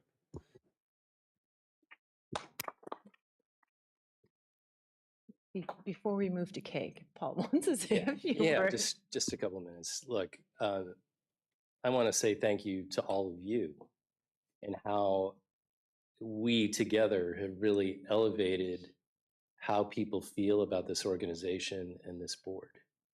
And I think we all should feel good about that. And I think, everyone wants us to govern. They're quick to criticize and govern about our governing at times, but I think we really did work collectively as a group, and I want to thank you all for that so much. And I learned a lot from you all as well. I mean, we all bring different skill sets, different passions, different interests. I never thought I'd be sitting next to a guy who ran an airport and, has a safety background. Just the collective knowledge here on this board is just really, really great. And, it's really been a privilege and an honor to not only be chair, but to represent you at times when it was appropriate. So really thank you for that over the years. We hired some young whippersnapper 2 years ago. And that, in my view, has really gone pretty well. There's been a lot of really transformative change here in a relatively short period of time. And it really has gone extremely well. So congratulations to you, Randy, and the SCT, and everyone here at WMATA for making that happen and really doing the important thing of a cultural shift of this organization and in some ways bringing it back to life in many ways. I saw Teresa and Andy. I don't know if Andy's still here, but I just want to point them out in particular during their leadership and thoughtfulness during the transition and all that you did working with the team and the board during that time. So thank you all for that. I was in pharma for 5 years and I had a dedicated compliance lawyer. I never thought in a million years I'd have to talk to a lawyer more than that woman sitting right over there. And I want to thank Patty personally, for your thoughtfulness and guidance and just your intelligence and everything. It really meant a lot, and it really was a lot of change and a lot of challenging times. So thank you, Patty, very much. Really appreciate it. And Jennifer, thank you for all your support. Again, I don't think people see behind the scenes all that you and your team do. And just how important you are to this body and, you know, us and as a board and individually. So really, really want to thank you, personal level. So thank you very much.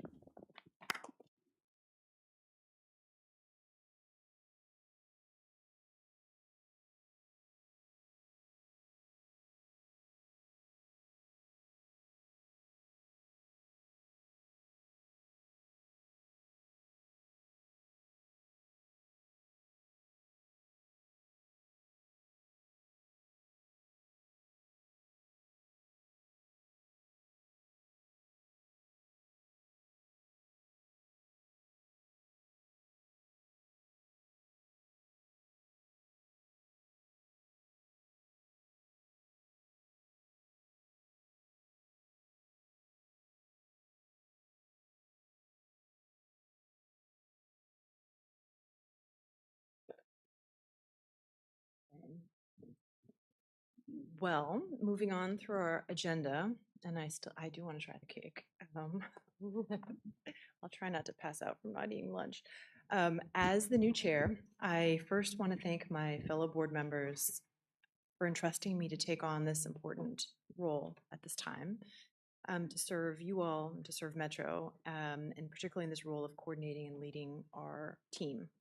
I'm honored and humbled by your support, and I really want to underscore some of the comments about Paul, who from the moment I joined the board, as Sarah observed, has been, if not gracious, kind, super helpful and collaborative, and I hope that I intend to take that tone forward. I say team because that's how our board has operated since I joined, and I'm confident and committed we will continue as a team to provide oversight and guidance on policies and financial management, promoting what's best, what's sustainable and excellent in terms of transit in our region. I also want to thank Randy and his core team and broader Metro staff for the tremendous forward momentum that they have generated. The positive progress has been noted earlier of safety, service quality, ridership, and efficiency, and many other areas is irrefutable. I have been impressed in particular by the pride I've observed in meeting with Metro employees and different groups and all across our organization, despite the many daily challenges that arise from moving hundreds of thousands of people every day. And one thing is clear is that most people that are here at Metro clearly love the work they do and are very proud to be here. As I embark on this new endeavor as chair, my priorities, which align with the board adopted strategic transformation plan, will be focused, of course, on safety, efficient use of resources, quality service. Safety is the core of everything we do. Our board will ensure that we stay on a path of constant improvement, promoting the necessary systems, processes, and organizational culture that prioritizes safety. I'm also intending to focus on, as you hear us say a lot, efficiency, cost savings where appropriate and possible, making sure that Metro is prudently deploying our scarce resources and continuing to incorporate data-driven decision-making into day-to-day management, which Randy and his team is already doing, as well as in considerations of future investments. While striving to be efficient, we're not going to lose sight of the customer experience and the quality of service, key factors to retain and grow ridership. We must continue finding ways to improve services, such as through initiatives such as automated doors, which we heard about, and Better Bus. Like my fellow board members, I'm a proponent of a strong independent inspector general and am delighted to be working with our new IG on ways to continue strengthening that office and have it work in a collaborative way with the board moving forward. Reliable, affordable, accessible transit is critical to sustaining and growing our metropolitan region's economy. Companies, as much as individual residents, can choose where to locate. And a world-class transit system is one of the key factors that make our region attractive to businesses and people. As our nation's capital expects and deserves world-class, industry-leading transit system. And I'm very glad to see that we have a shared vision with Metro leadership to take that forward. Relatedly, I support Metro's ongoing efforts to advance transit-oriented development around stations and believe strongly that Metro's portfolio presents opportunities to collaborate with public and private sector partners to catalyze additional housing opportunities in particular and enhance quality of life for communities in our region. And with an eye towards the future, we as a board, of course, support DMV moves and believe that it can serve as a defining initiative that will have potentially generational impacts, as it will serve to create the region's unified transit vision and, we hope, a more sustainable funding model. I'd like to thank my colleagues, Paul, Joe, Tracy, and Sarah, for their service on that committee that works on DMV moves, and especially Paul for his leadership, which will be ongoing as its co-chair. I also look forward to getting out and meeting more of our customers, team members, stakeholders, and listening to your ideas about how to improve Metro and ensure its sustainability and excellence. Again, thank you for your trust that you've placed in me, and I look forward to continuing the great progress that the board and the organization has made together here at Metro. And now I would like to take a moment to thank the Metro employees who stepped up to provide service during Independence Day holiday. Those employees on the front line and working behind the scenes. Metro was able to serve 443,000 customers, our biggest 4th of July rail ridership since 2015, and 10% above 2019. We would also like to highlight that July marks Disability Pride Month here in the United States, an opportunity to honor the history, achievements, experiences, and struggles of the disability community. Disability Pride Month takes place in July because this month marks the passage of the Americans with Disabilities Act, the ADA Act, which was landmark legislation that broke down barriers to inclusion and participation in society by individuals with disabilities. The ADA was signed into law in July of 1990. And a few facts of interest, according to the CDC, 27% of the US population has some kind of disability. And most people will experience being disabled at some point in their lives, either temporarily or permanently. While the ADA helped and is continuing to help break down barriers to inclusion in society for individuals with disabilities, we know those barriers still very much exist. As an organization that provides transportation, and recognizing that access to transportation often presents a significant barrier to individuals with disabilities, Metro is proud to recognize July as Disability Pride Month and to continue to provide transportation that is accessible to all. Lastly, I will close out with 2 reminders. First, very importantly, the deadline to submit comments on Metro's proposed 2025 Better Bus Network redesign is this coming Monday, July 15th, at close of business. Comments can be submitted on the web via wamata.com/betterbus. My second reminder is that there will be no WMATA board or committee meetings on July 25th. We are on recess in August, and board activities will commence again in September on Thursday, September 12th. This concludes my report, and I will turn the floor over to Randy Clark for the GM report. Thank you, Madam Chair. Well, let me start off with the report. And again, on behalf of the entire staff team, congratulations on your new role as our chair. Very much excited to work with you. We've had some great conversations. I'm really pleased to see a lot of the same alignment, obviously, with all of the priorities that we've all laid out as a team. And really look forward to supporting you and really thank you for stepping up in this leadership role. Again, as I mentioned, as Chair Spenberg had the role, it's not exactly sometimes a glorious role, but it's incredibly important in this region. So thank you very much. And again, the team is very excited to work and support you. Most of my report is going to be a little duplicative because some people have already said the good facts, but I'm going to show a couple pictures here, which is delivery on July 4th. And as you mentioned, Chair, I am just beyond proud of this team. 440,000 does speak to the numbers, but it's a lot different than the numbers may suggest because it's not a normal rush hour day. Most of those human beings came through a couple stations. And everyone, when the fireworks ends, magically wants to leave at the exact same time, which is very, very complex. So I had the privilege of joining Teresa, Andy, Brian, some other members of the senior team. We were down on the front lines with the staff for hours, loading trains on platforms, and it was hot, and we moved a lot of people, and I'll tell you, it was just a great crowd. Tons of people thanking Metro staff for being out there. I didn't hear one complaint. We moved really, really well on July 4th. We had 0 issues, operational issues, and it really worked well. I want to thank the board for doing the fare-free option post 5 p.m. I will tell you, fundamentally helps us from a safety and efficiency point of view. I'm not sure we would have actually not opened the gates to Smithsonian and LaFont anyway from just crowding. We realistically wouldn't have been able to manage it without the gates that way. So I appreciate your leadership on that. Also on special events, I want to just do a public kind of, I don't want to really necessarily apology because we didn't necessarily bring all these world leaders to the city, but empathy to all of our specifically bus riders. Few on the rail set, but bus, this has been a brutal week for traffic around the city and quite frankly, the whole region. The NATO summit ends tonight. Tomorrow will bring some normalcy back. But we just want to thank everyone for their patience. We are trying to manage the bus system as best we can.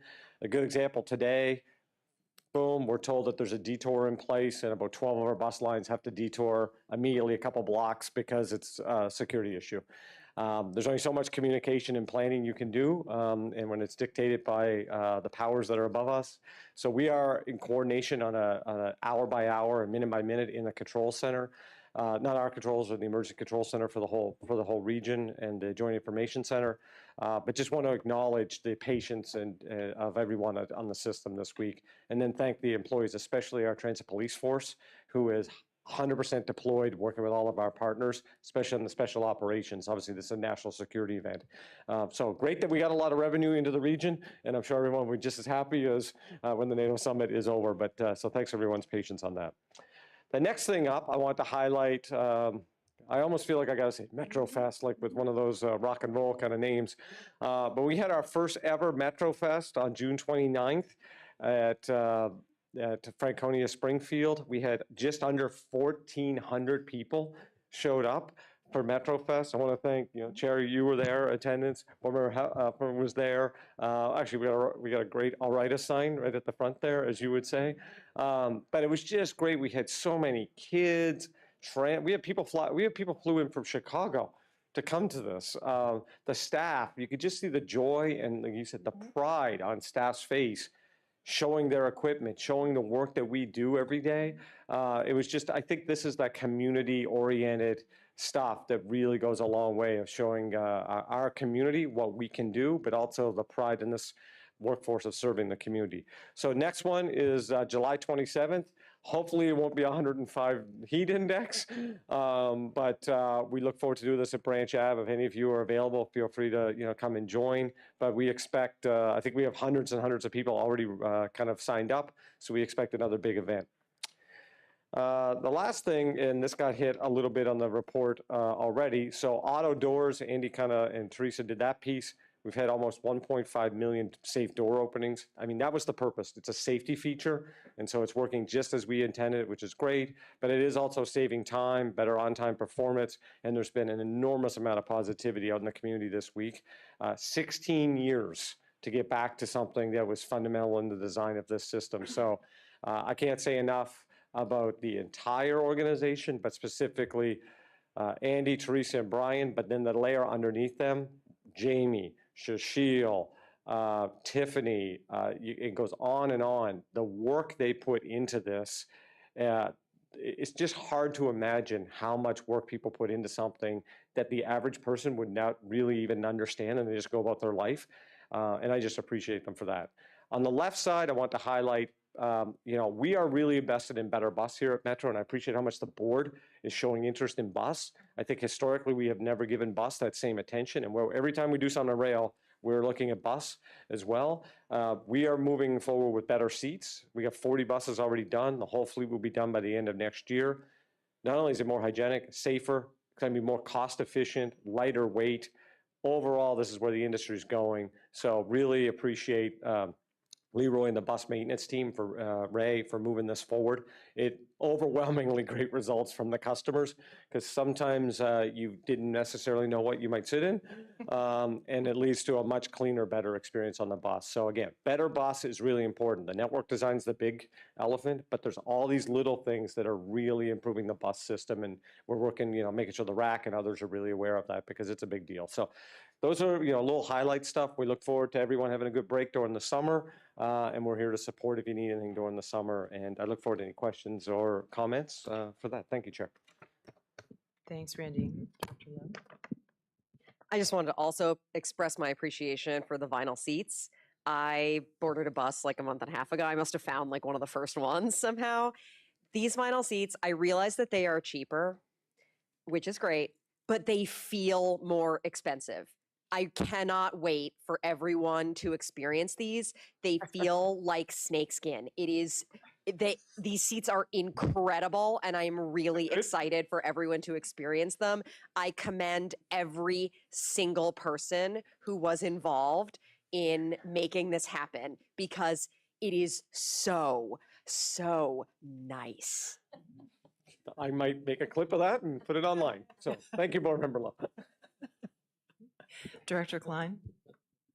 I don't think I'll be quite as colorful as Tracy was just then, but I wanted to make two comments about things that I've noticed in the system. One, when I rode the Orange Line earlier this week, I happened to get a 7000 series car, and train came into the station, and I positioned myself at the door, ready to wait as one usually had to do, and the doors just opened right away. And I'm sure that, well, I'm not sure, but I doubt that many other folks noticed that, but I noticed that. It just felt so much more efficient and streamlined and quick. And it's just all those little things that really encourage people to keep riding the system. And so congratulations to everybody who was involved in that. It's definitely noticeable and appreciated. And the other thing I just wanted to say about MetroFest, which I wasn't able to attend, but I'm thinking of trying to get out to the next one, if it's cooler. So I'm not on social media, but my teenagers are, and they follow Metro. And they said to me after the event, "Have you heard about this MetroFest?" I said, "Yes, of course," because the board is kept well informed on these things. And they said, I was reading the comments, and I expected these comments to be like every other set of comments online, like criticizing Metro for this, that, and the other. No, it was all comments saying, "When can MetroFest come to my station?" So congratulations to everyone who put that event together. It sounds like it was a terrific thing, and looking forward to more of them. Any other comments or questions, board members? Okay. I will turn it over to Ms. Klein again for the report from the Finance and Capital Committee. Right, back to business. The following item was referred to the board at this morning's Finance and Capital Committee meeting. Twinbrook West Joint Development Approvals. Staff sought approval for the following actions to facilitate joint development on the west side of the Twinbrook Metro Station. Approval to execute a joint development agreement for the sale of 1.2 acres of land to Hines Acquisition LLC.